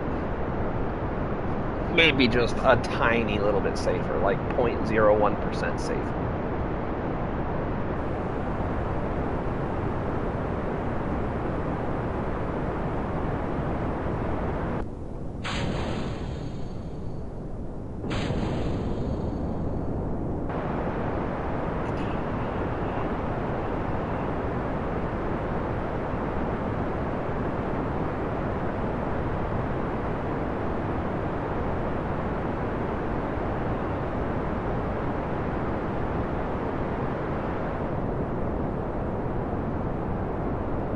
How many hours do you have on KSP? At the beginning of this first stream today, we had 338 hours.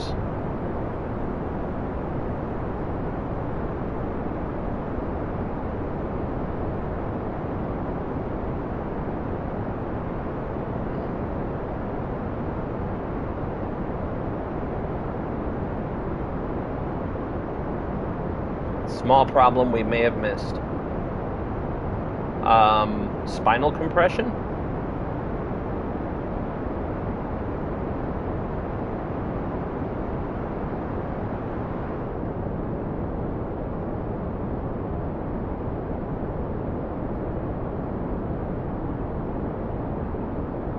Yeah, so probably around 340 some odd hours by now.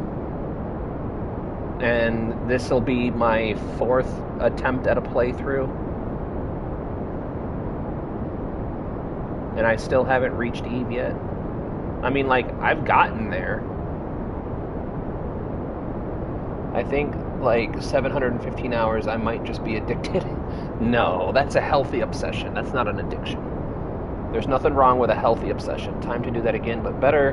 Hopefully your save won't get corrupted this time. If it gets corrupted this time, what I'll do is I'll purge the entire game and all memory saved out of the system and re-download it and see about doing it again. Because I'm not ready to give up on Kerbal. I love this game. I don't want to have to quit playing it. But, I mean, if it gets to the point where we don't have a choice, then, I mean, it's not a matter of wanting to. It's a matter of we don't have a choice.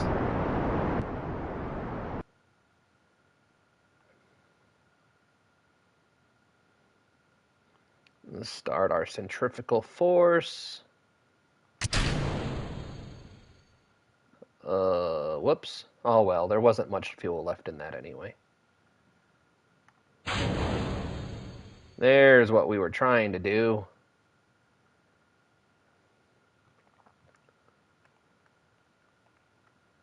Now, the one thing I did neglect is to put any electricity in this.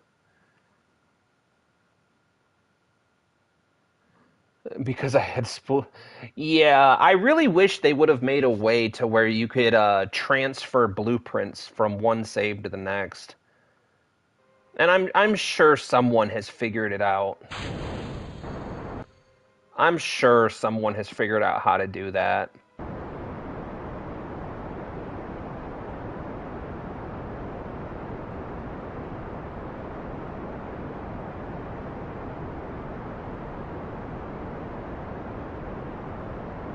You can in PC edition, but it takes a while. Oh, yeah. I'm surprised there's not a mod for it. Unless there is and I just don't know about it, which is entirely likely.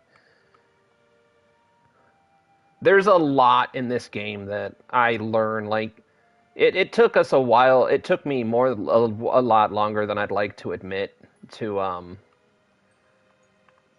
figure out how to deal with trim. And now that I know and understand what it is and what it looks like, it's like, well, that explains a lot.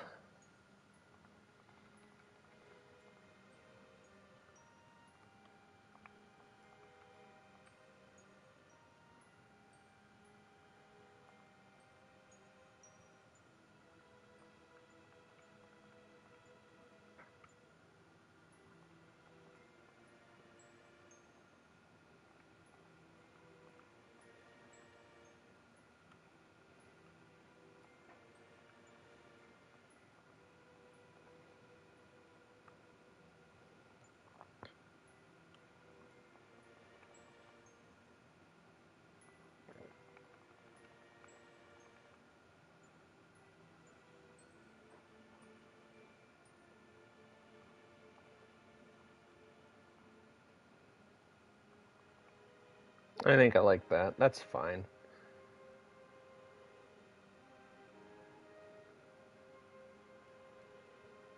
You know, I do like having all of my navigational options available this early in the game. It's pretty nice. I have to admit that's a pleasant thing. You can in PC. Okay. Yeah, I'm super excited to get a PC. And then if I end up getting a PC, all I'm going to do is wait for Kerbal to go on Steam sale. And we'll start this whole process over again. And then you guys, if you're still sticking around by that point, you'll get the fun of watching me struggle to relearn how to do all of this on mouse and keyboard. It'll be a ton of fun, I promise.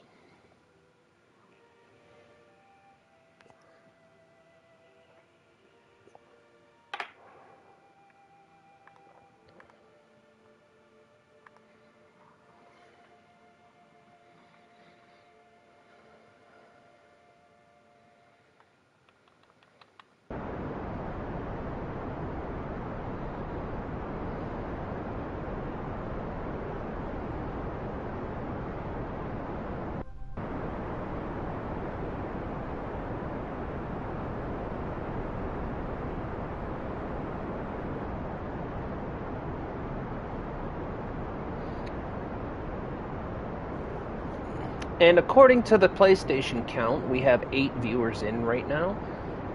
Welcome into the stream. We're playing Kerbal Space Program on PS5. This is a moderate difficulty science mode playthrough because we just lost our career mode playthrough, which is okay. Things like this happen. If you're enjoying anything that you might see here today, make sure you hit the like button. If you'd like to see more, feel free to hit that subscribe button. Make sure the notification bell is turned on. And if you want, you can go ahead and check out the playlist down below for all kinds of fun and shenanigans that we get ourselves into. The playlists are typically updated every Monday, Wednesday, and Friday. And on top of that, we go live Saturdays and Sundays. The Discord server is getting more and more active every day. If you guys want to do that, I should be posting and pinning the Discord invite in the comments, but I have been a horrible Discord server operator for the past 5 years. What else am I forgetting? Luke, am I forgetting anything? Should I plug anything else? Someone keeps going in and out of Discord. Who do we got?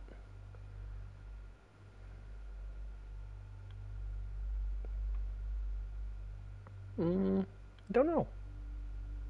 Somebody is going in and out of the Discord, which is okay. It doesn't upset me at all. But what I will do, since I've already thought about it, and before we time warp, we have just a tiny bit of time, is I'll do here, I'll come into here,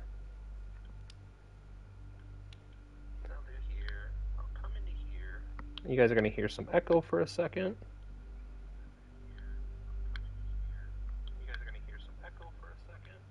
And then we can be done with that. And we'll go back to watching Bubs in the Discord. More solar panels, more fins, and Cyberpunk tomorrow. Yes! We're planning on doing some Cyberpunk tomorrow. Not only will it be good to get some more time in Cyberpunk, but I do need to do some off-stream catching up on the tech tree. Or, I mean, legitimately speaking, it might just be better to do everything over again and stream every bit of it.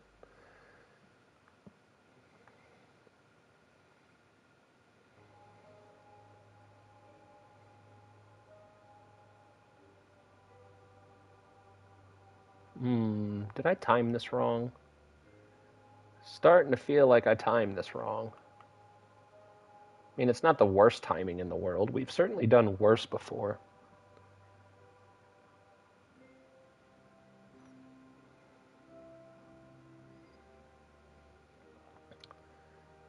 Come on, come on, come on, you feel it. Yeah, this is, oh, and what was the survival game you and Taz were playing? That is Green Hell. Now, Green Hell, we are having some problems because the game has a game-breaking bug on multiplayer, and it desyncs quite a bit, but as long as we don't care, the cat one, that one's coming to an end. I think we have 4 more episodes left until the end for Stray. I accidentally finished. So we were posting a horror story-based game called Still Wakes the Deep. 100% recommend playing it if you ever get the chance. It's beyond worth it. However, I had 2 different final episodes ready to go for that. Just making me some food and check what is new. I'm gonna stay a minute until my food is done. All right. Well, you know I'm here for it. Still Wakes the Deep is a beautiful game. I had a lot of fun in it. Oh, that's what I was talking about. So I had 2 different last episodes, and one of them was 6.5 minutes longer. And I didn't realize that I had posted the unedited version. Yeah, this isn't going to work. That's fine. We can still garner some science out of this. We'll do Science Junior. So that's 46 science. So 46. 18, so 40, 50, 60-ish, 70-ish. 70, 80, 90-ish.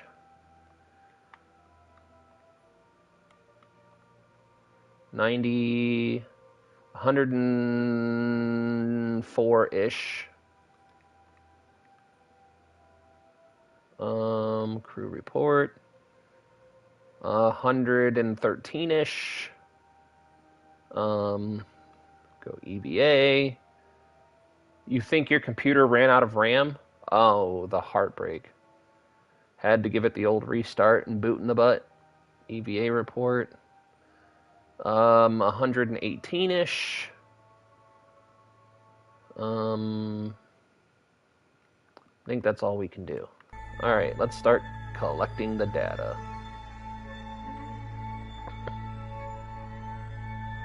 Yes, quit giving me the warning. I know.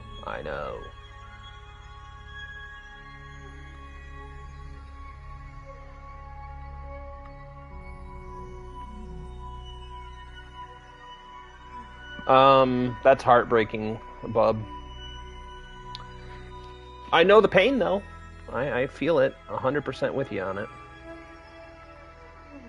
Oh, but anyway, that's what I was saying about Still Wakes the Deep. So I had an episode where I accidentally, near the end of it, can you put Seismo stations next to the launch site this time? I don't have them unlocked. They're not until later in the tech tree. We have to get to the point where we unlock the deployable science nodes.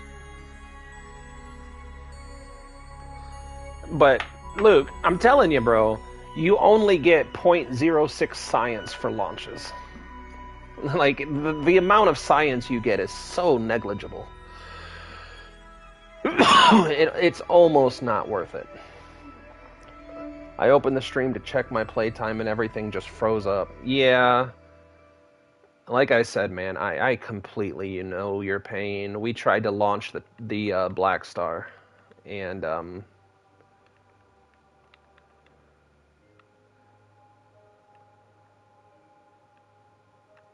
well, okay, yes, for every launch and crash, but in this playthrough, we're not going to have any crashes, right? Right, Luke? No crashes. No Kerbals dead. We didn't lose any Kerbals on the last one, although that's only because reverting exists. If we were playing on hard mode, we probably would have killed every Kerbal pilot we had at least once.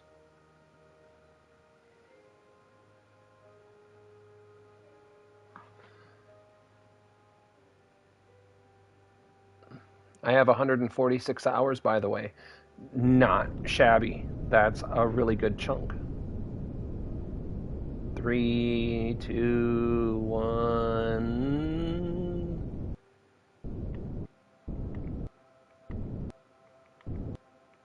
That's good enough. Actually, that'd be a bad idea. That's okay. We'll ride it. We'll ride it down. All right, let's go into this atmosphere. You get free Kerbals now. I know, but I still love my Kerbals. I don't want to kill them if I don't have to. I mean, we could. Yeah, but at 40 kilometers, we're not going to make that. We're going to get captured in the atmosphere. I mean, we can see what happens, but I'm almost guarantee. Rule number 1, do not sacrifice Jeb. I love all my Kerbals. I even Valentina, her call sign over the comms unit is Valley Girl. I have a whole backstory to that. It's because she's from a valley. She spent her childhood down in the valley, having a great childhood. Always dreamed of being an aerospace pilot. She went to college, got her pilot's license, accepted into the Kerbal Space Program. She's living the dream.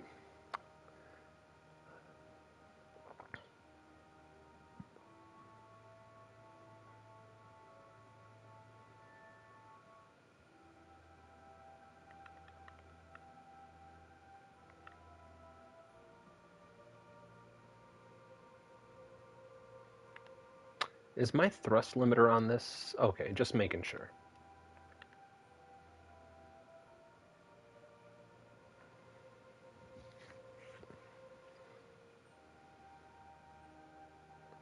One thing I like about the PC version is that there's a mod for everything.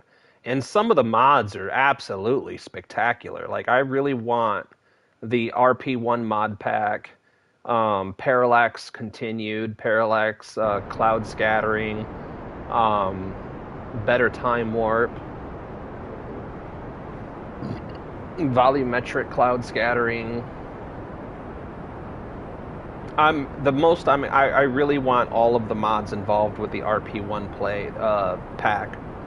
I think the RP1 pack would easily take a couple of like.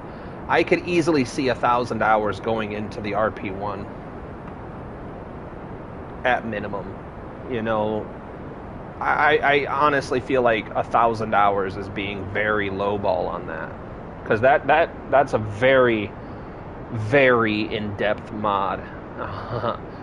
I mean, you start off in the 1940s or 50s, I think, and you play through the entirety of the history of the aerospace programs. It's really awesome.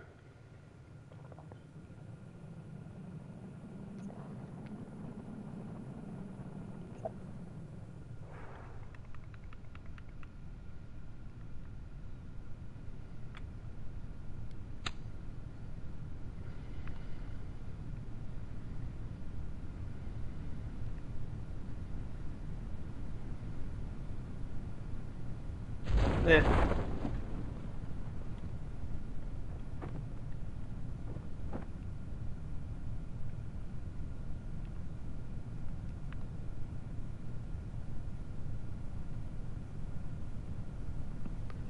There are 4 types of mods. Mods that make the game look pretty, mods that make the gameplay more realistic, and mods that add cool parts, and mods that add the most overpowered parts ever. Don't forget the mods that add new planets, because I'm serious. I am still looking forward to the Outer Planets mod too.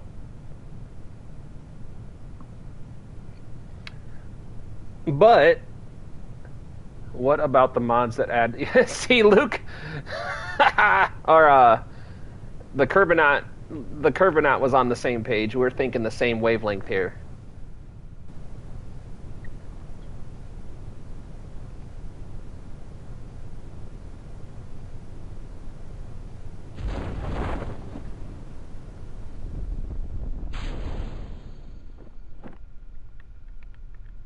We're thinking exactly the same thing.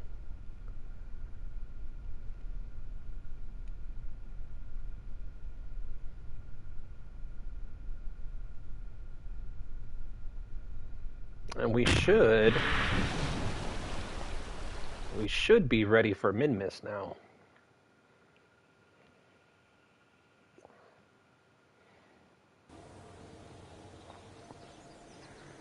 Should be. Okay, my save is fine. That is fantastic news. There's this mod I like called Texture Replacer that makes the Kerbals look better with actual hair and hairstyles. Yeah.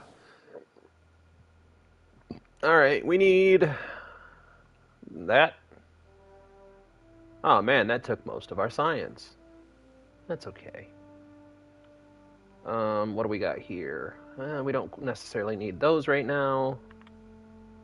We do need that, though. The mod that adds new solar system, since my name has been brought up. There's a mod that adds parts that can be resized however you want. Yeah, the procedural parts. Procedural parts would be super fantastic. That's the procedural parts mod is part of the RP1 mod pack. If you've never seen Bub, if you've never seen the RP1 style, I highly cannot highly enough recommend Mike Aben. If you go into the Google or the YouTube search bar and type in Mike Aben, he's going through a RP1 playthrough, and It's absolutely spectacular. I'm enjoying myself thoroughly. I'm keeping up with every episode. 100%. Highly recommend. I cannot recommend that enough.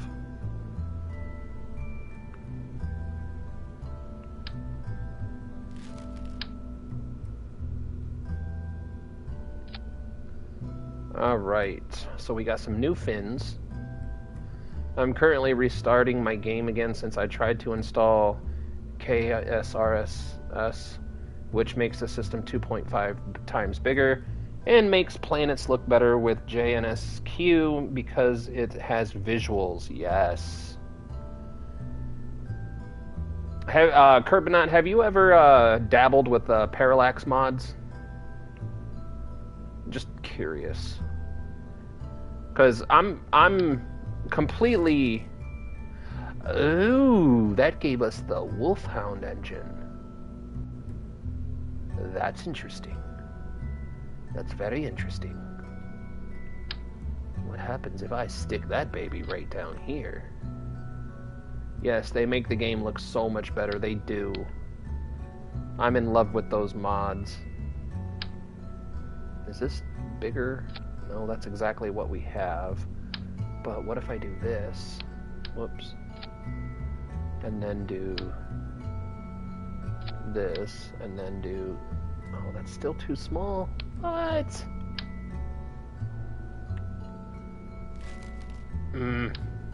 What does it do for my...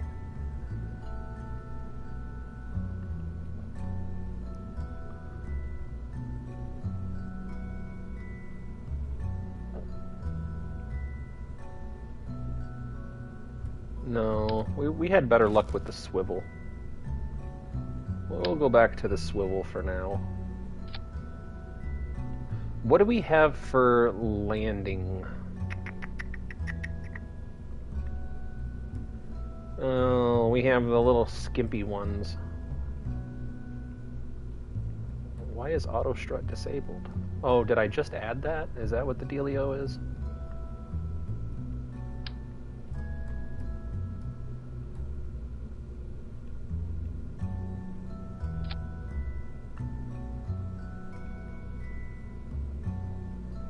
We don't need yaw.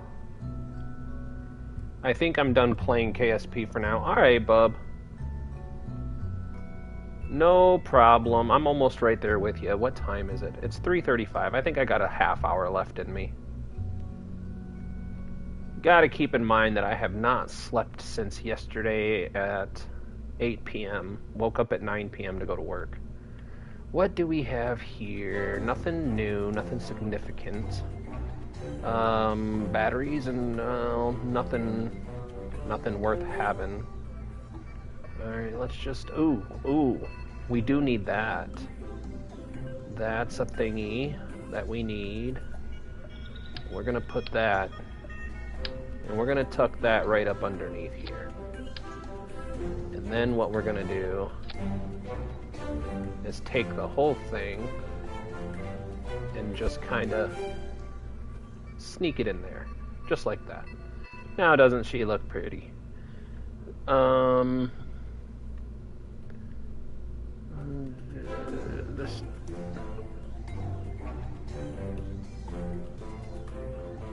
This needs to go down here. That's much better.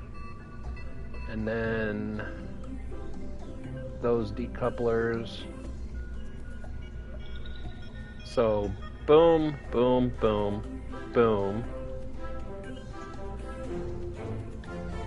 And then those fire.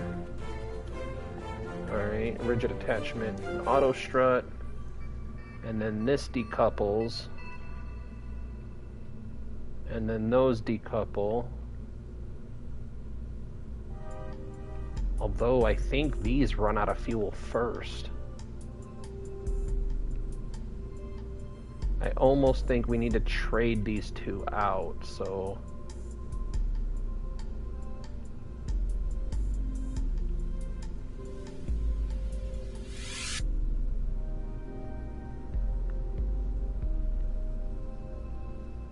Put this up here this time.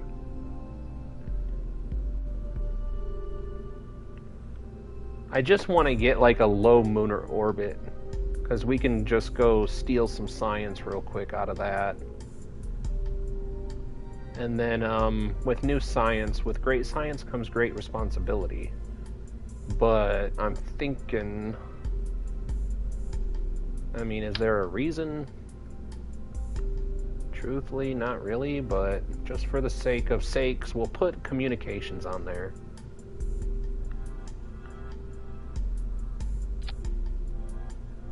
Just for the sake of sakes. We don't have any deployable science yet. I mean, we don't really need drag chutes at the moment. This parachute's working fine.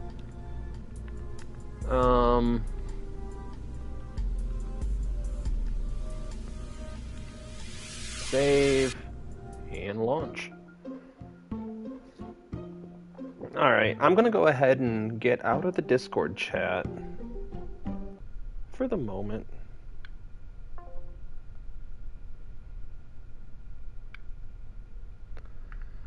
Alright, throttle up.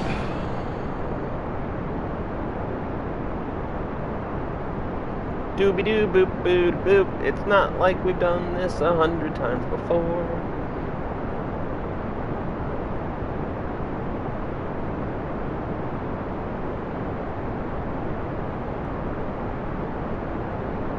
It's almost like we know what we're doing.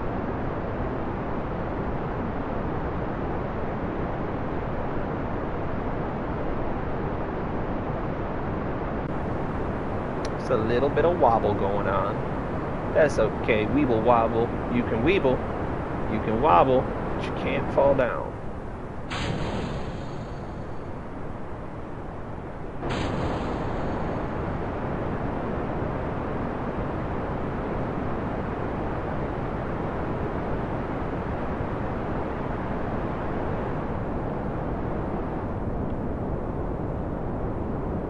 Man, this thing is kind of hard to keep on a solid heading, though. Gotta love the early game builds, right?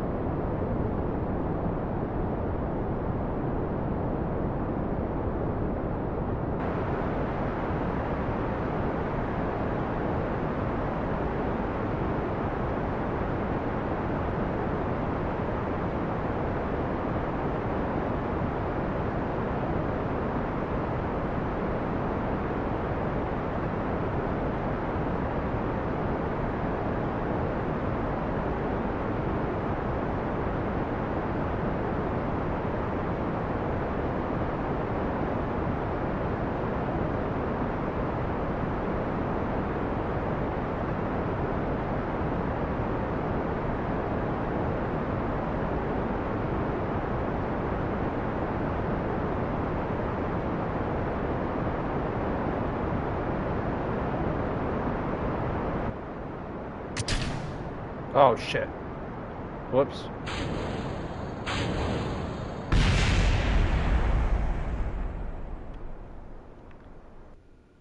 Well, that was a minor miscalculation on my part.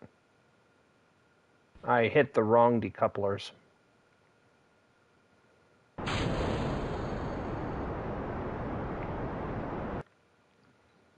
And we recovered. No big loss there.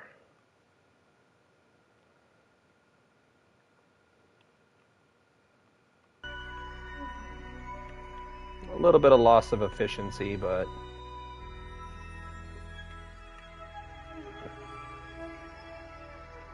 should be able to still manage this.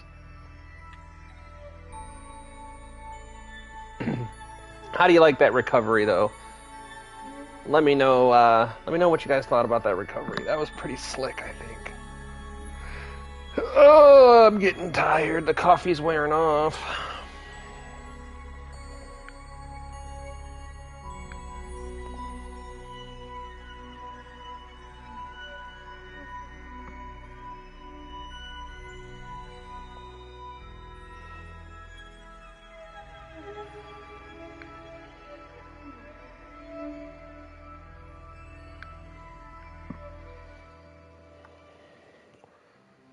Alright, we can time warp a tiny bit. This is going to take a while, so we're not going to sit back and wait 3 whole minutes. Hmm.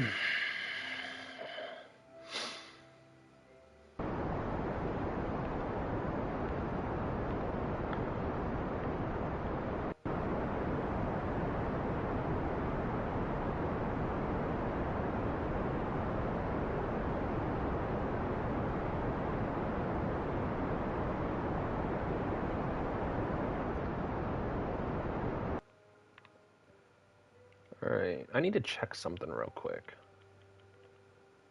Okay. So, yep, we have that maneuver done. So let's shoot for the moon again. Set as target. We'll start over here.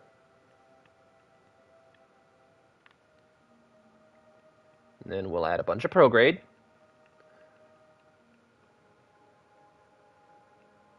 Too much prograde. So let's dial it down a tiny bit and bring her back home. I think that's about perfect, really.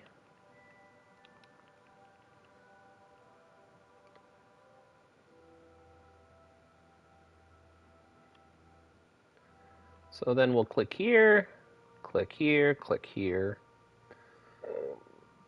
Click, click, click, clickety, click, click. Clickety, click. Click, click.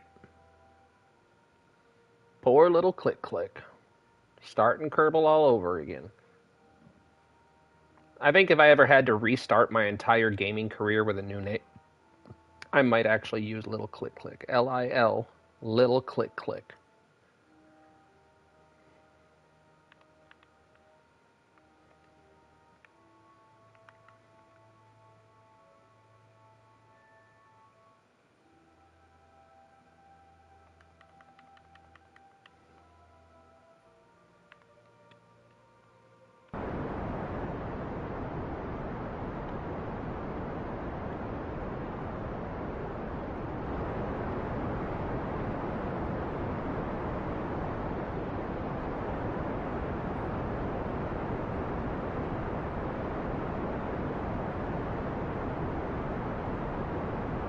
Now again, we're not going to be landing on the moon. We're just going to try to get a low flyby and steal us some science.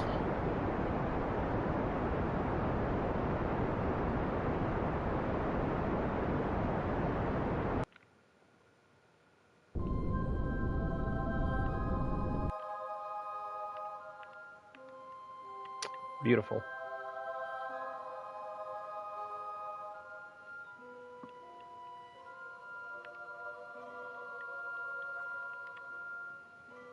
I'm being called for duty for combat in 1 hour. I have to split. I'll see you on the flip side. Good journey, sir. I'll see you in the next one, buddy. Good luck. Good hunting.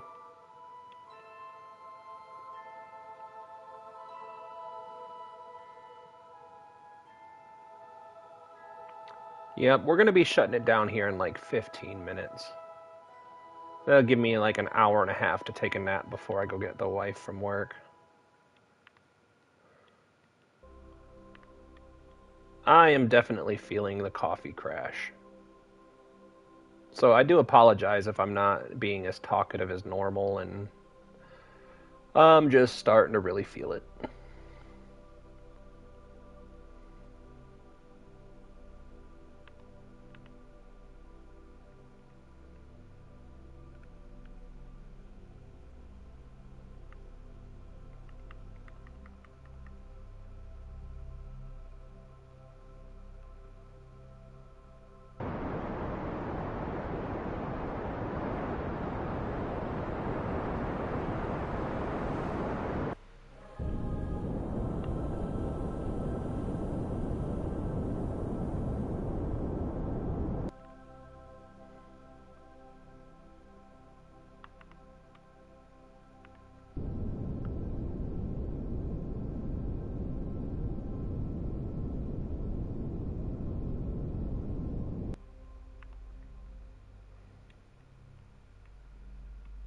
All right.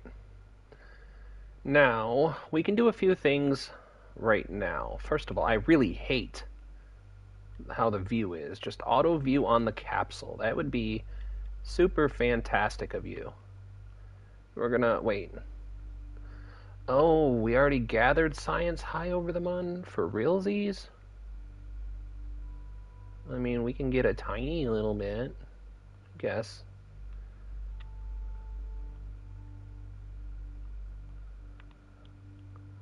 I guess we already gathered the high over the moon stuff. That's okay, because what we can do is we can fast forward a tiny bit.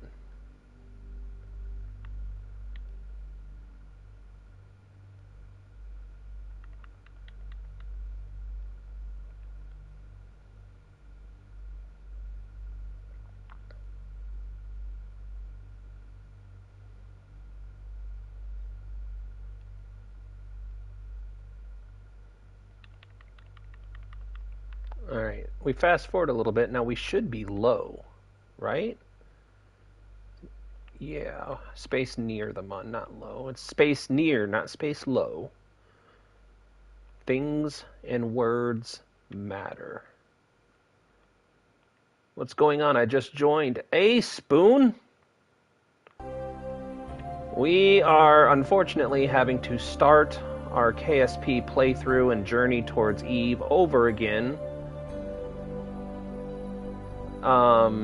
I had a game-breaking crash. It completely scrubbed my last playthrough. So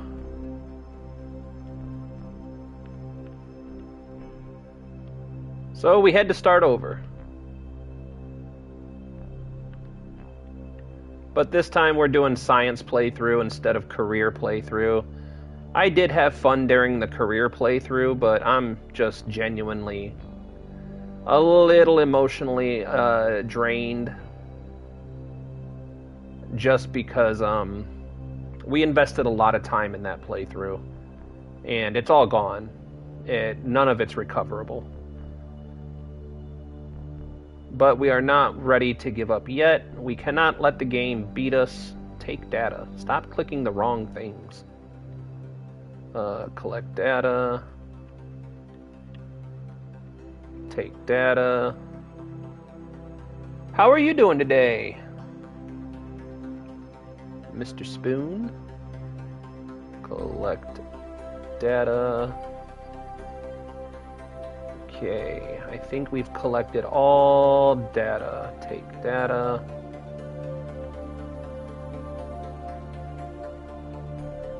That should get us a healthy amount of science. Now, I think because we're in a... I think this counts as a retrograde orbit. Because we're orbiting backwards. I think. So I think for a retrograde orbit we should burn here. Let me see this real quick. Oh.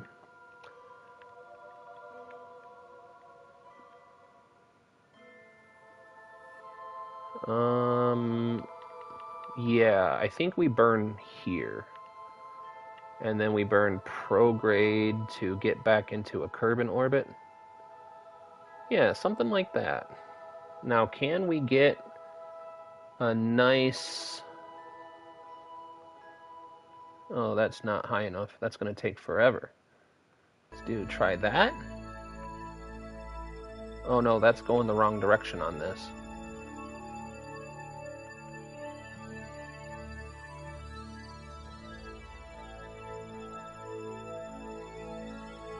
Alright, we have 192. Okay.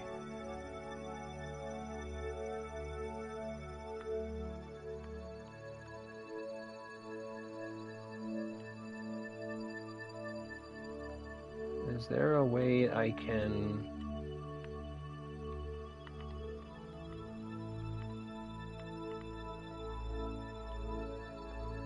Not really. Okay. We're just gonna have to keep...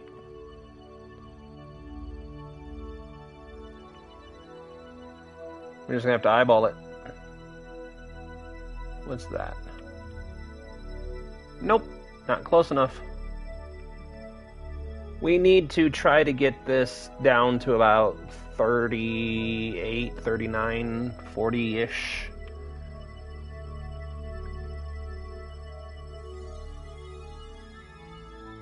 .30-ish. There, that works. You know, you could use your remaining fuel to send Jeb to Duna for no reason. Yeah, we could.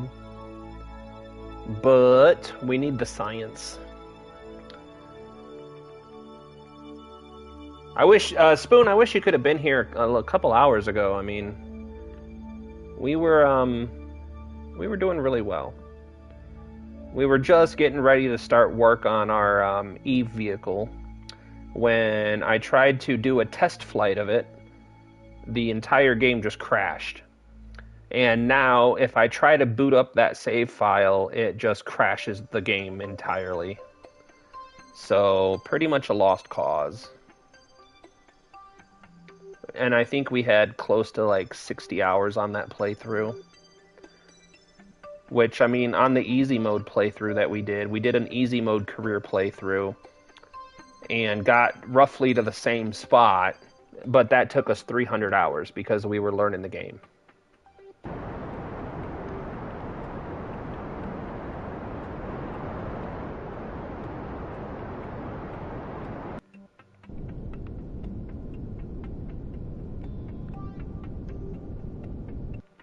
But now we have a much better idea of how to play the game. Come on, give me the cursor. And we're kind of speeding through it pretty well. Oh, 24 is a little bit low, but she'll handle it.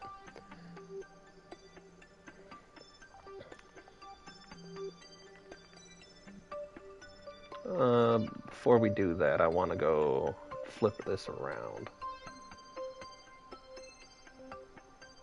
We're going to ride this wave back down backwards. Make sure that the thrust limiter is all the way up. Yes, it is.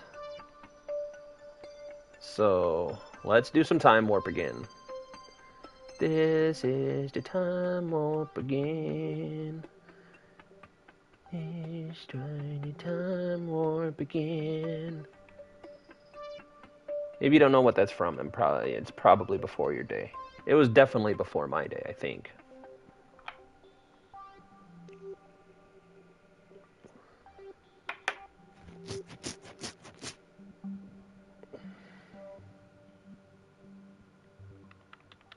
Alright, let's see where we're sitting at with this.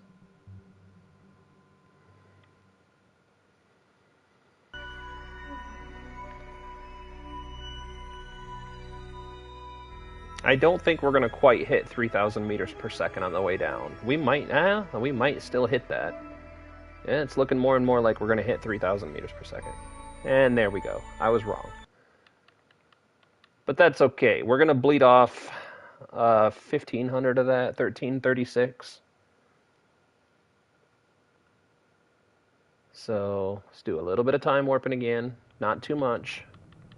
Just until the hot dogs show up. Where's my hot dogs? Ah, screw it. We'll do it now. Usually when re-entering, I use my fuel to speed up. Very spicy re-entry. You absolutely can, especially since the abrasive shield. I have hit the atmosphere at 10K before, coming back from Joule, and I still didn't even use up half of my heat shield. The heat shields in this game are insanely overpowered. Not that I'm complaining. Not complaining in the least little bit at all.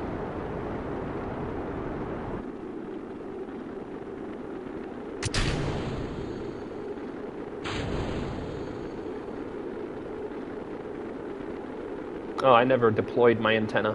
I went that entire mission without it. Poor Jebediah went a couple days without Space Disney. Or Space Netflix. Space Hulu. I wonder if he had YouTube, though. He probably had YouTube, let's be honest. He was only out at the Mun. He probably had a lot of lag, a lot of buffering, but still got to watch his favorite YouTuber. Maximus, dude, hi, how you doing? Welcome into our humble little stream where we are playing Kerbal Space Program on the PS5. Science mode playthrough. No mods, because of course the PS5 doesn't support mods in Kerbal. But we do have the two DLCs, the Breaking Ground DLC as well as the History and Parts Pack DLC, which hasn't come into play yet. All the parts that we're using currently are early in the tech tree before any of those come into actual use. But your game looks different than mine. Do you have... Nope, Spoon, there is no texture packs or extra mods for the PS5. The console version and the PC version are inherently a little bit different in a lot of ways. But no mods, no textures. The only modifications that we do have, or changes or variations that we have, is the History and Parts pack and the Breaking Grounds DLC pack.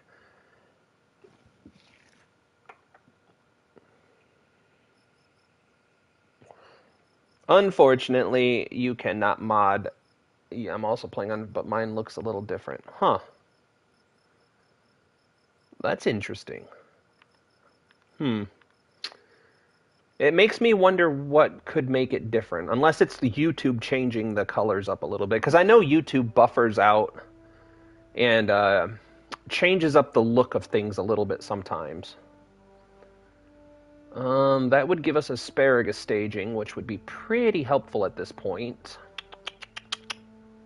This gives us the mainsail, which would also be pretty helpful at this point.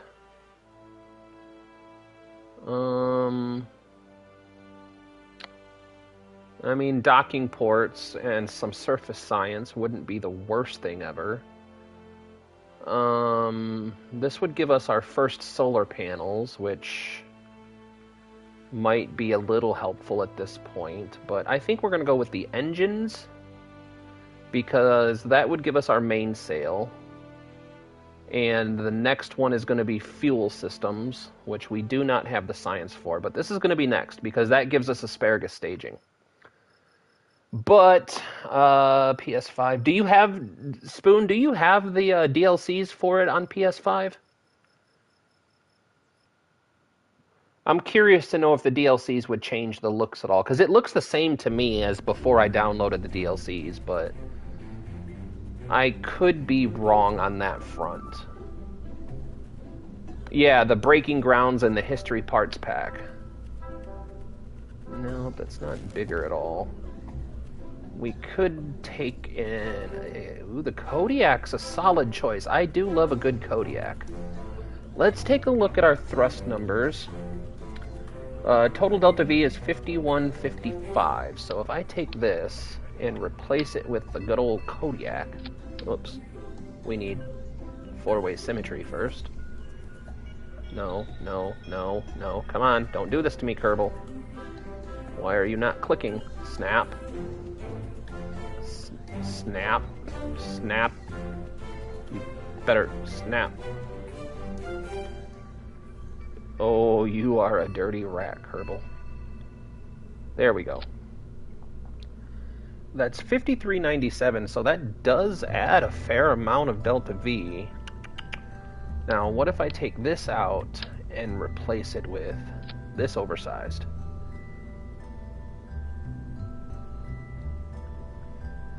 And then turn that thrust limiter down a lot. Okay, even more. Even more. I joined your first KSP stream probably like a month ago. I thought you would fully did the research tree, or did you not? KSP was very mean to us earlier today. So right when we started work on our space plane, we went to do a test flight, and the game completely crashed. Now, I still have the save file, but if I try to access and load that save file, it is completely... It just crashes the game immediately. So, I honestly do not have access to that save file anymore. It breaks my heart. 1.3. What are these? Oh, okay, so we need to move... Okay, get rid of that for a minute. Okay, I see what's happening here. Squat 5 will be a resounding success for the space program for sure. Yeah, we're just working our way through. Let's get rid of this floater. I think we left another floater somewhere. Let's get rid of that floater. This is the early game, and I'm pretty confident in my early in the early game of Kerbal. Man, this is all jankied up. Okay, so we need these to fire first. Let's get rid of this off of this stack and just see what happens to our Delta V. 1.09 is not enough, so let's see what happens. 1.25 is more respectable. Actually, I might even just leave it at 1.25, truthfully. So we unlock the clamps, fire SRBs, mainsail. Then we need a decoupler. Where's that decoupler at? Right here. So this decoupler needs to move down here.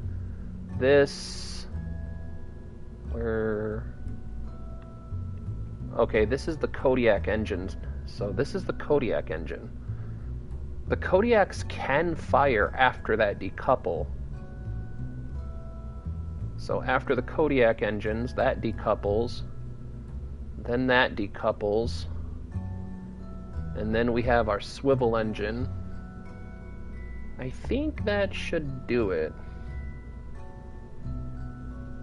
You might turn your mainsail engine with the thrust from those solid... You might burn...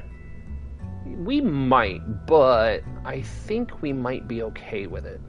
I don't... We're going to find out. We're going to do a little testing on it.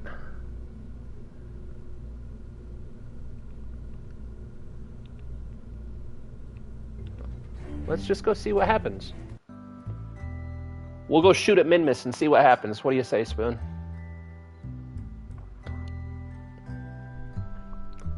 But yeah, I was really disappointed. We had put about 67 hours or so, somewhere in there, into our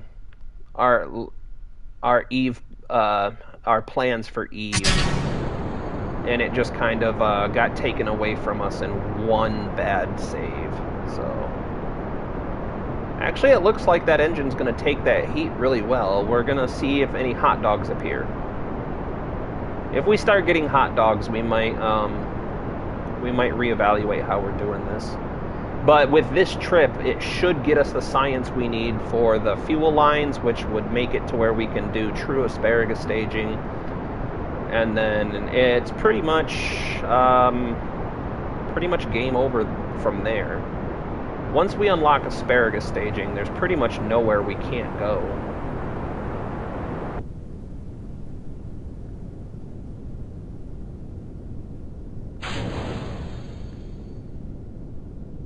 Come on.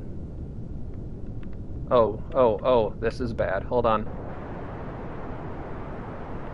There we go. Much better. We're good now.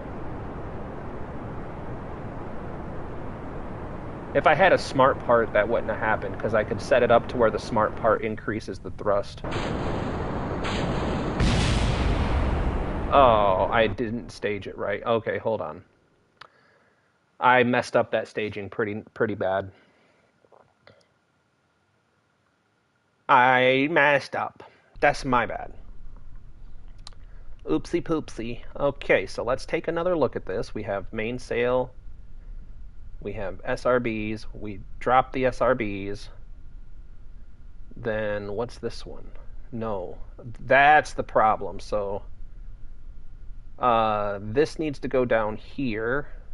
And this needs to go up here. I think. Let's find out.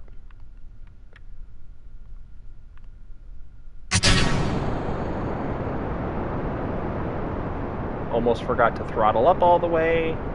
Man, I'm really not on the ball right now. You guys get to see some quality Kerbal content.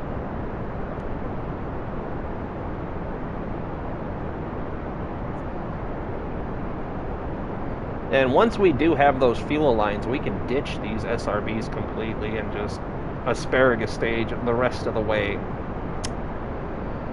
Until we unlock the Lunar Launch Complex. Which, by the way, if you guys are not aware, the Lunar Launch Complex is only available on the PS5 with the Breaking Grounds DLC.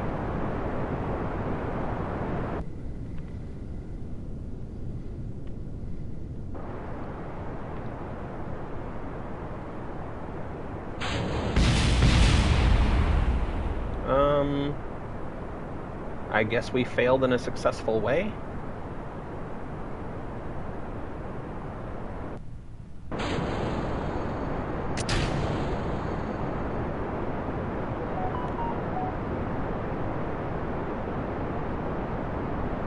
Man, she does not want a gravity roll for us.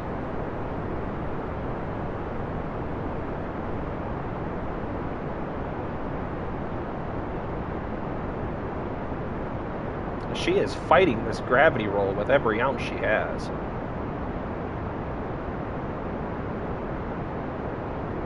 She also is avoiding that 90-degree heading like it's a plague.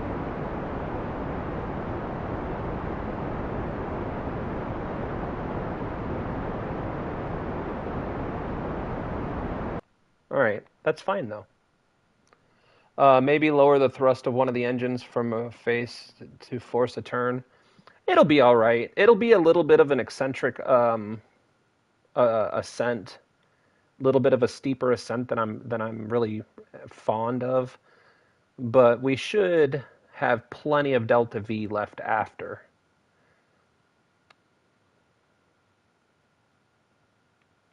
All right, let's see. Now that yeah, now she's turning fine. I think it was the fins that were keeping her stable. She's really stable, I'll give her that.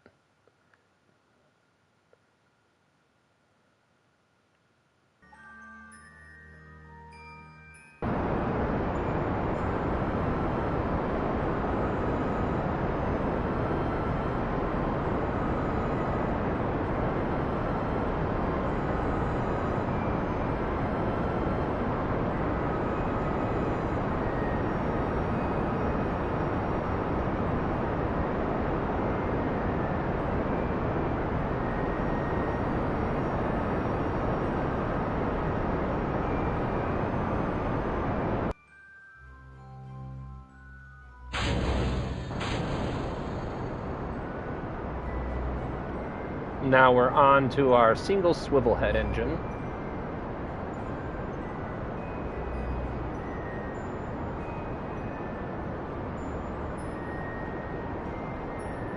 Which should give us enough of an oomph to get us to an orbit. Then we transfer to Minmus. We'll do a flyby of Minmus and grab our science on the way and maybe set up a free return trajectory. We'll see what kind of DV we have left after this is over. We should have more than enough to go into Minmus and acquire an orbit. I don't see having too much of a problem. I mean, we really got crazy with that apoapsis, though. Shouldn't be a problem.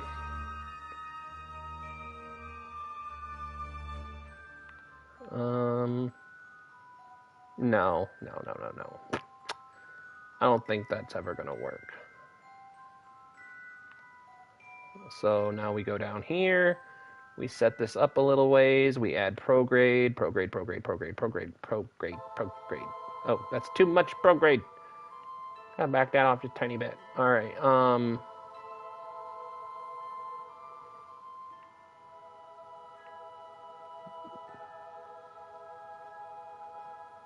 Maybe it's not enough prograde. Whoops, that's definitely too much prograde.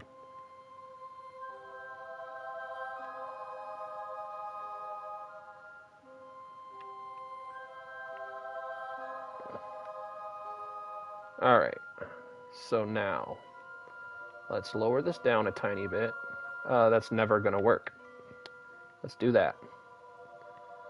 There we go.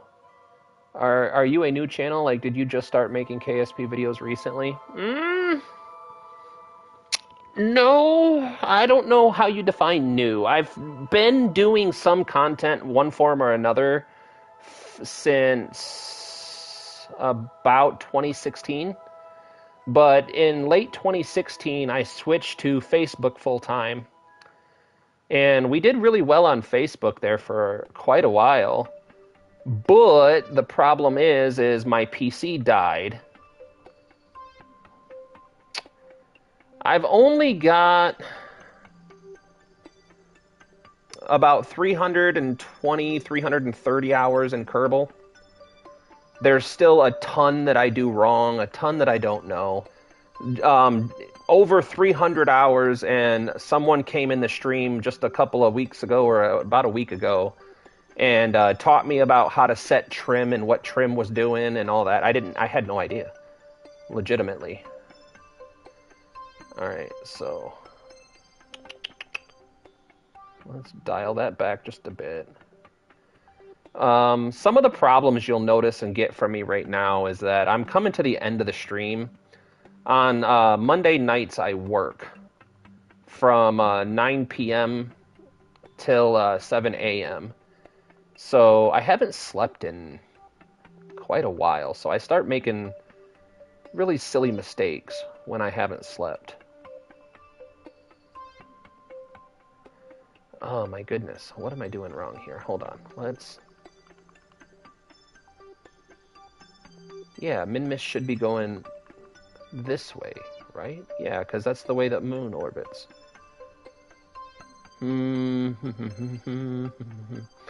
Just for giggles, what if I do put this over here?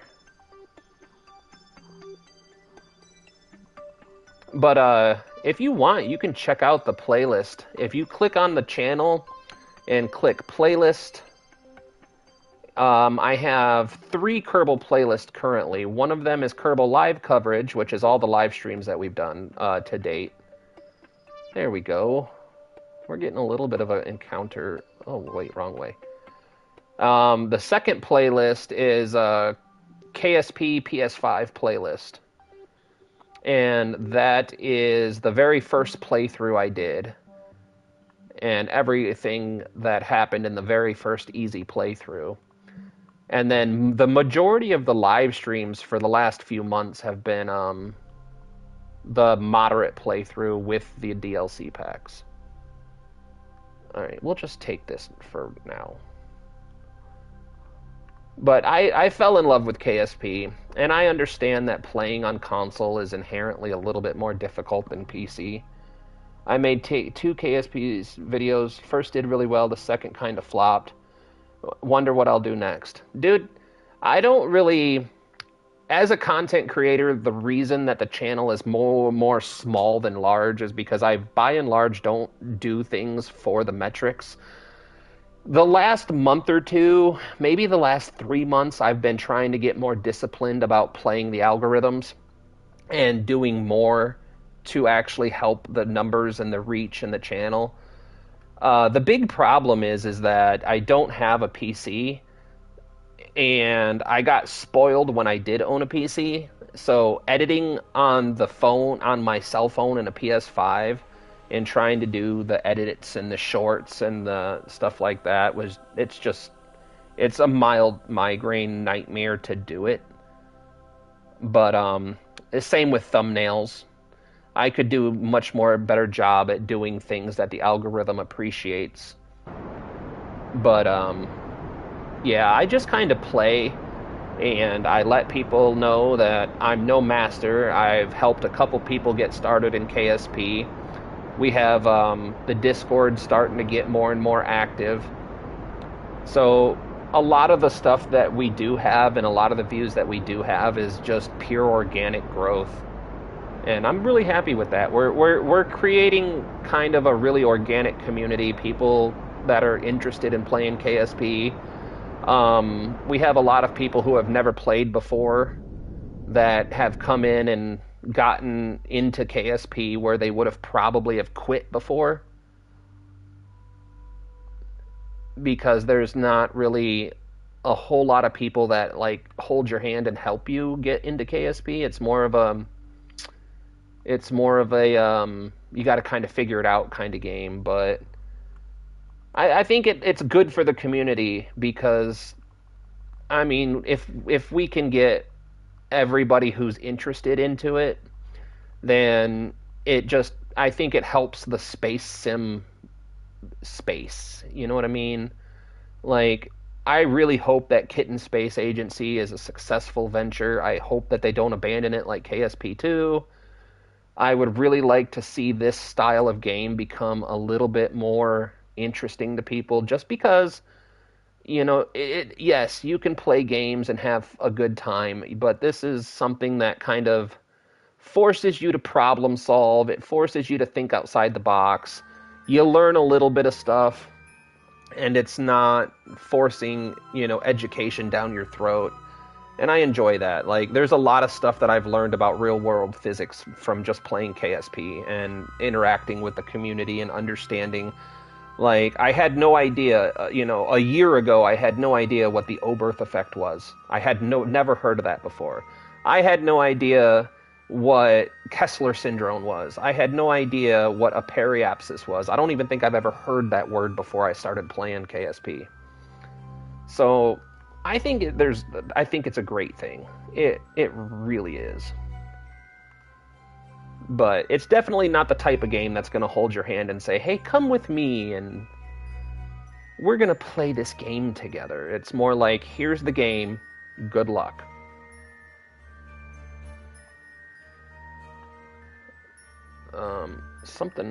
Maybe this will make it a little bit easier. We're going to lower our thrust limiter quite a ways.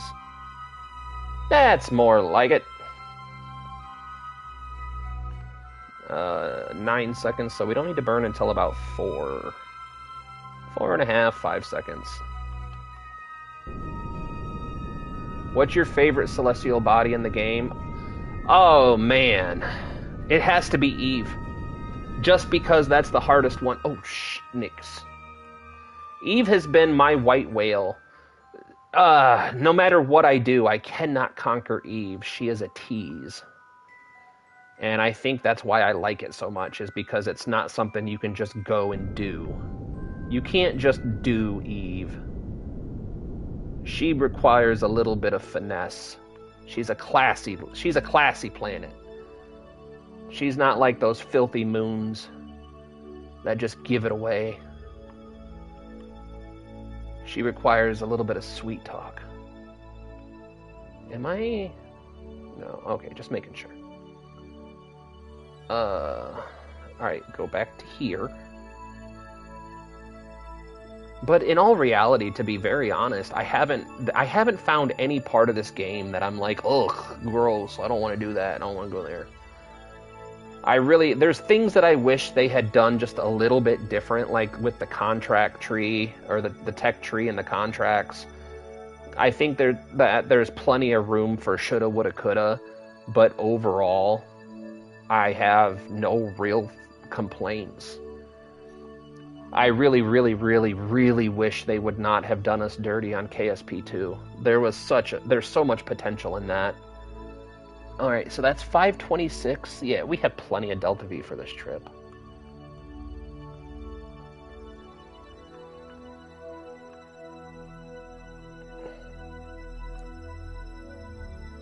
What about you? What's your favorite celestial body, or what's your favorite thing in KSP? Something that you've done, something that you've seen. Easter eggs, events. What's your favorite thing overall that you've ever experienced from KSP?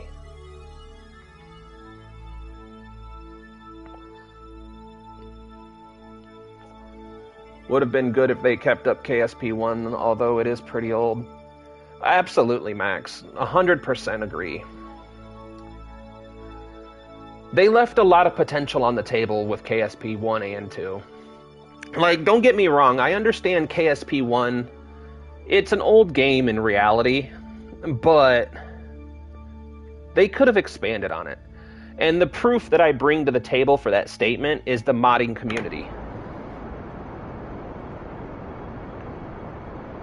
Like, the modding community has shown what this game could have been and what it is with love and effort.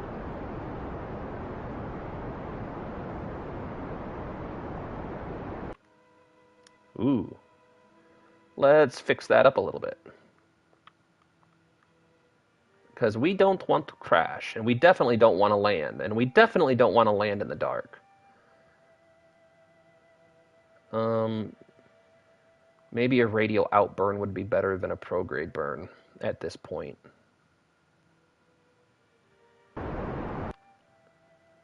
Yeah, and then once we get to apoapsis, we'll do a prograde burn to expand that up a little bit. Tylo is horrible. I've only been there once, and I'll never go back. The one time I went, I nearly got stuck because I placed a battery in the way of the ladder in the VAB accidentally. Yeah. Yeah.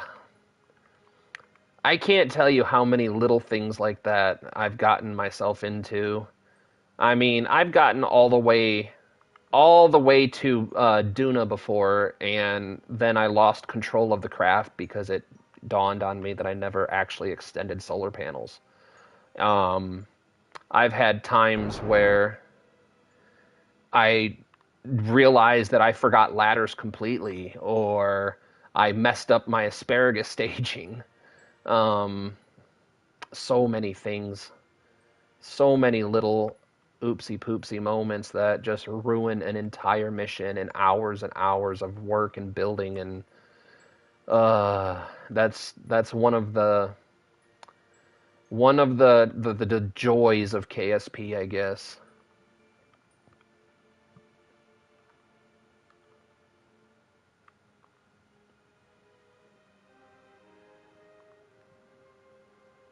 Alright, did we do everything that can be done?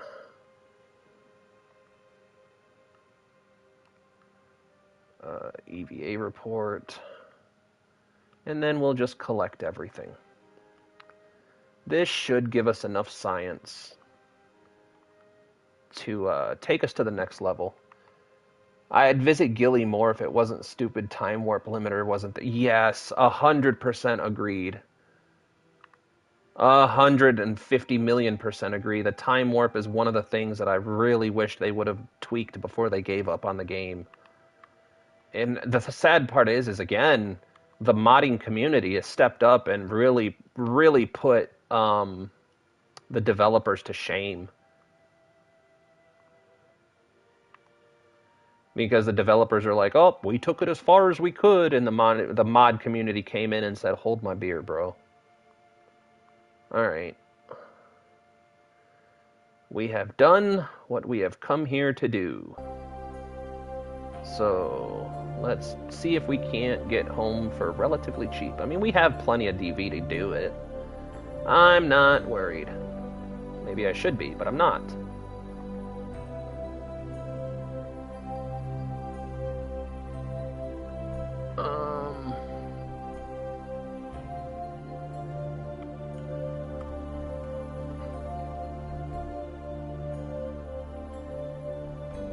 Alright, we need to... There we go.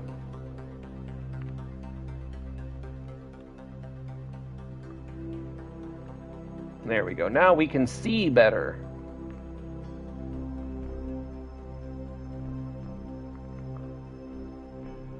What'd that do for us? That's a little on the steep side, but... You know what? No, let's do just a tiny bit. I like to live dangerously, but not 13K. I hit Eve's atmosphere once going 170K with some cheats on it. Glitched and I got flung out, and I believe 400x the speed of light. Holy crap. Talk about never recovering that Kerbal again.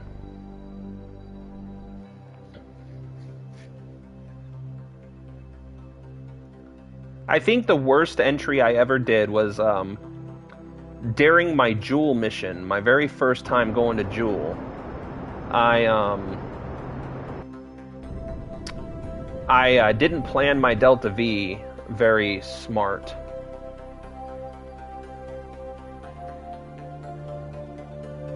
$43, that's fine. I didn't plan my Delta V budget very smart, and I was able to get back to Kerbin but I used up every bit of Delta V. Actual complete game, yeah. 100%. Hello, War. Computer for you. Were it laser? I also remember when I landed my first probe on Eve and the landing legs bugged and it destroyed my probe. Man, not yesterday. The last time I did a live stream, I think it was last week, we kept hitting a bug where the landing gear, no matter how softly or anything that I put the craft down on Gilly, I think it was either, no, it was Ike. It was on Ike. No, it was on Duna. It was on Duna, because at first I thought it was just because Ike's low gravity, but then we went and landed on Duna with it, and the landing legs were flinging me up in the air. Like, I would set down at 0.5 meters per second, or 0.2 meters per second, and the landing legs would spring me back up into the air like 2,000 meters and flip me like in a death spin that I couldn't recover from. Wasn't Laser in the stream before? Yeah, Laser's been here. He went to bed.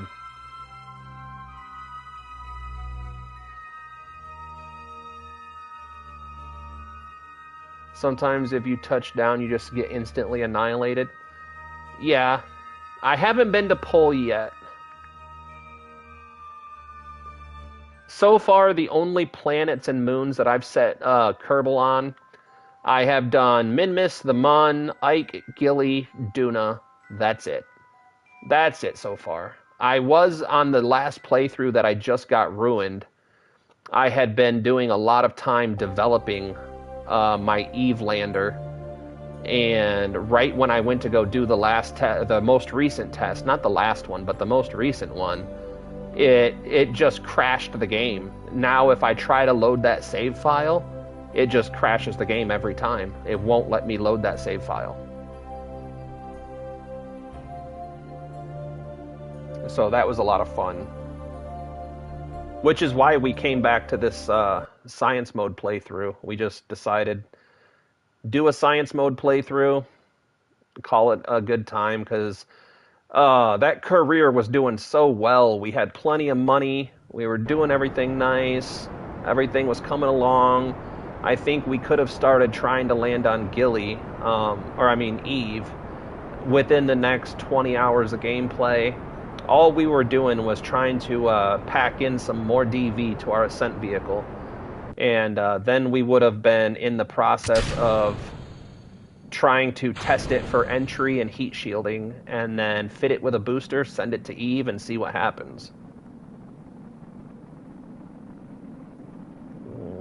What is getting a hot dog here? Oh, I think it's...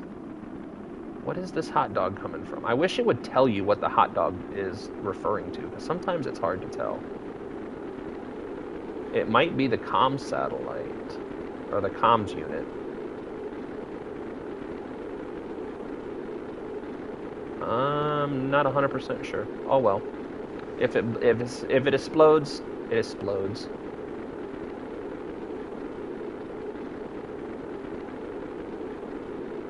But yeah, I think a lot of the systems with lower gravity have trouble with the landing legs.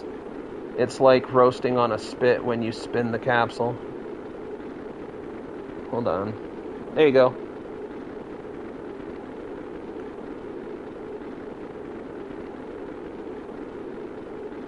Do you like your Jebediahs scrambled or pureed?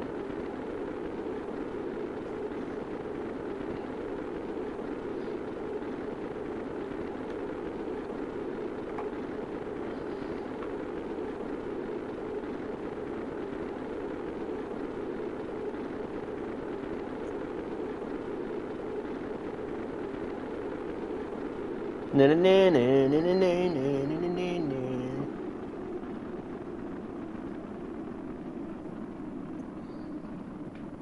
You did the thing with the antenna again. That's okay. It's more there for aesthetic anyway. We're not broadcasting anything. Jebediah is more than capable of flying the whole mission without the antenna. It's kind of a waste of money, but I like role-playing because, I mean, he's in the capsule for a couple of days. He's got to have some internet access, you know, YouTube or something, like...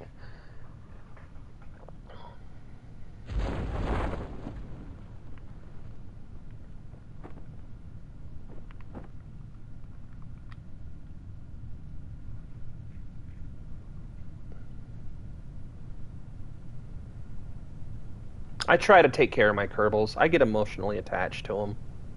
Sounds silly, I know, but I'm a sentimentalist sometimes. I always like to think that if someone was playing me in a video game, that they would do the same things that I do for my Kerbals. If you're going to send me off into space for 20 years, then at least give me a YouTube connection. Something. I don't want to just stare at the wall for 6 months or 7 years.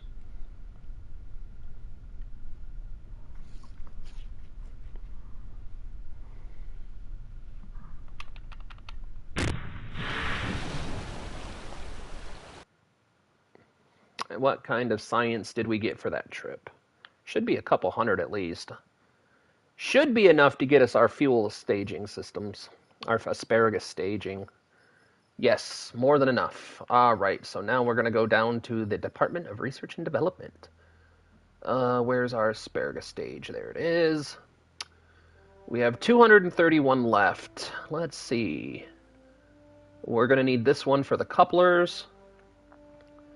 I sent Jebediah on a sun escape trajectory because I didn't like that he got auto-selected as the pilot for my ship, so he had to go away forever. He's been in space for 120 years. I did the same thing, a similar thing, not the same thing, but a very similar thing, when I was doing a ton of, what do you call it, what are those things, tourist missions, that's the word I couldn't think of. I was doing a ton of tourist missions, right? And I hit a glitch where all the tourists were stuck in the VAB. So eventually I put them on a space station and just shot them off somewhere and left them there forever until I quit playing that run. I didn't feel bad about it. I still don't.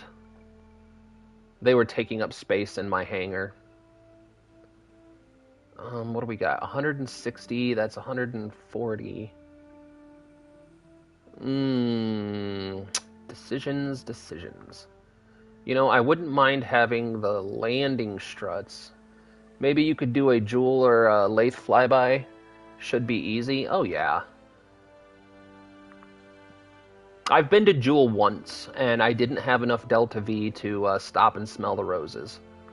So I slungshot myself back to Kerbin with the DV that I had left. I was really proud of that, though, because I was able to do a slingshot maneuver back to Kerbin, and then with the very last bit of my Delta V, I was able to do a mid-course correction to get a Kerbin intercept at about 30 kilometers, and I hit the atmosphere like a refrigerator.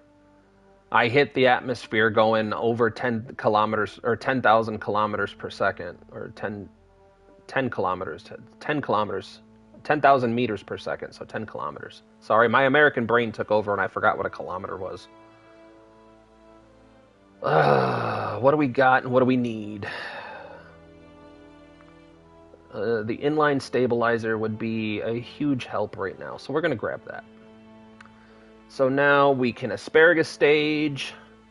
We have decent engines. I rarely ever use anything in this or this. But I do need this in order to get this, so. Surprising how you managed to do that. Fastest entry I've ever had is from Lathe to Kerbin at 6,800 meters per second. Trust me, man, my butt was puckered up tighter than anything I could even explain. I was holding my breath. I did not think we were going to survive, but we were able to bleed speed off just enough for the drag chutes to deploy, because at the time that ship was equipped with air brakes too. So I basically cooked my air brakes to the point where they were about to explode and then retracted them, let them cool down, and then cooked them again until they were about to explode and then retracted them to cool them down. I was able to get every bit of that. I was shocked that it worked. We we shouldn't have survived that one, but we did. All right.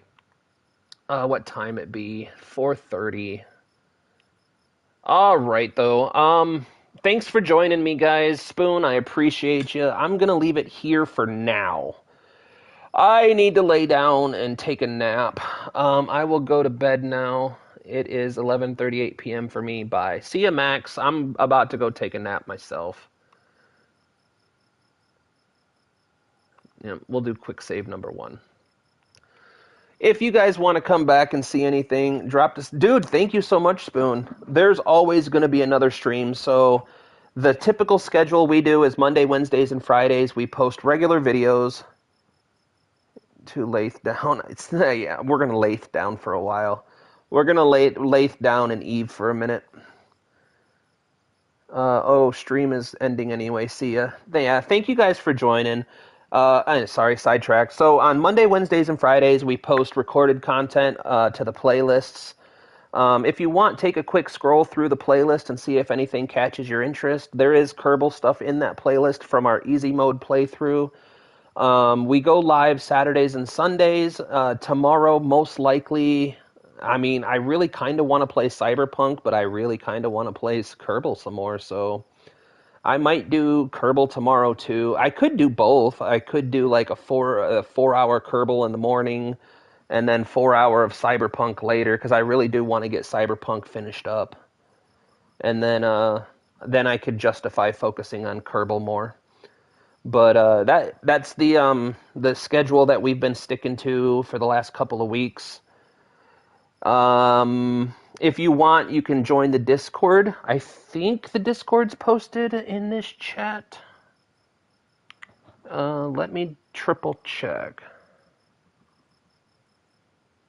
You know what? I guess I'll just check the hard way. Give me a moment and I'll shut down, but I want to make sure that if you guys do want to join up with anywhere, that you have all the resources you can handle. Yes, the Discord is posted in the chat. It's pinned down there. So if you really want to, you can join up in the Discord. There's a few helpful things. I'm still very new at running a Discord, so you got to bear with me a little bit. But it's been a lot of fun. I will see you guys all in the next one tomorrow morning, bright and early at 9:30 a.m. Eastern Standard Time for some more streaming and see what we can get ourselves into. But until then, I'm going to go crash. Thank you so much for joining, and I'll see you later.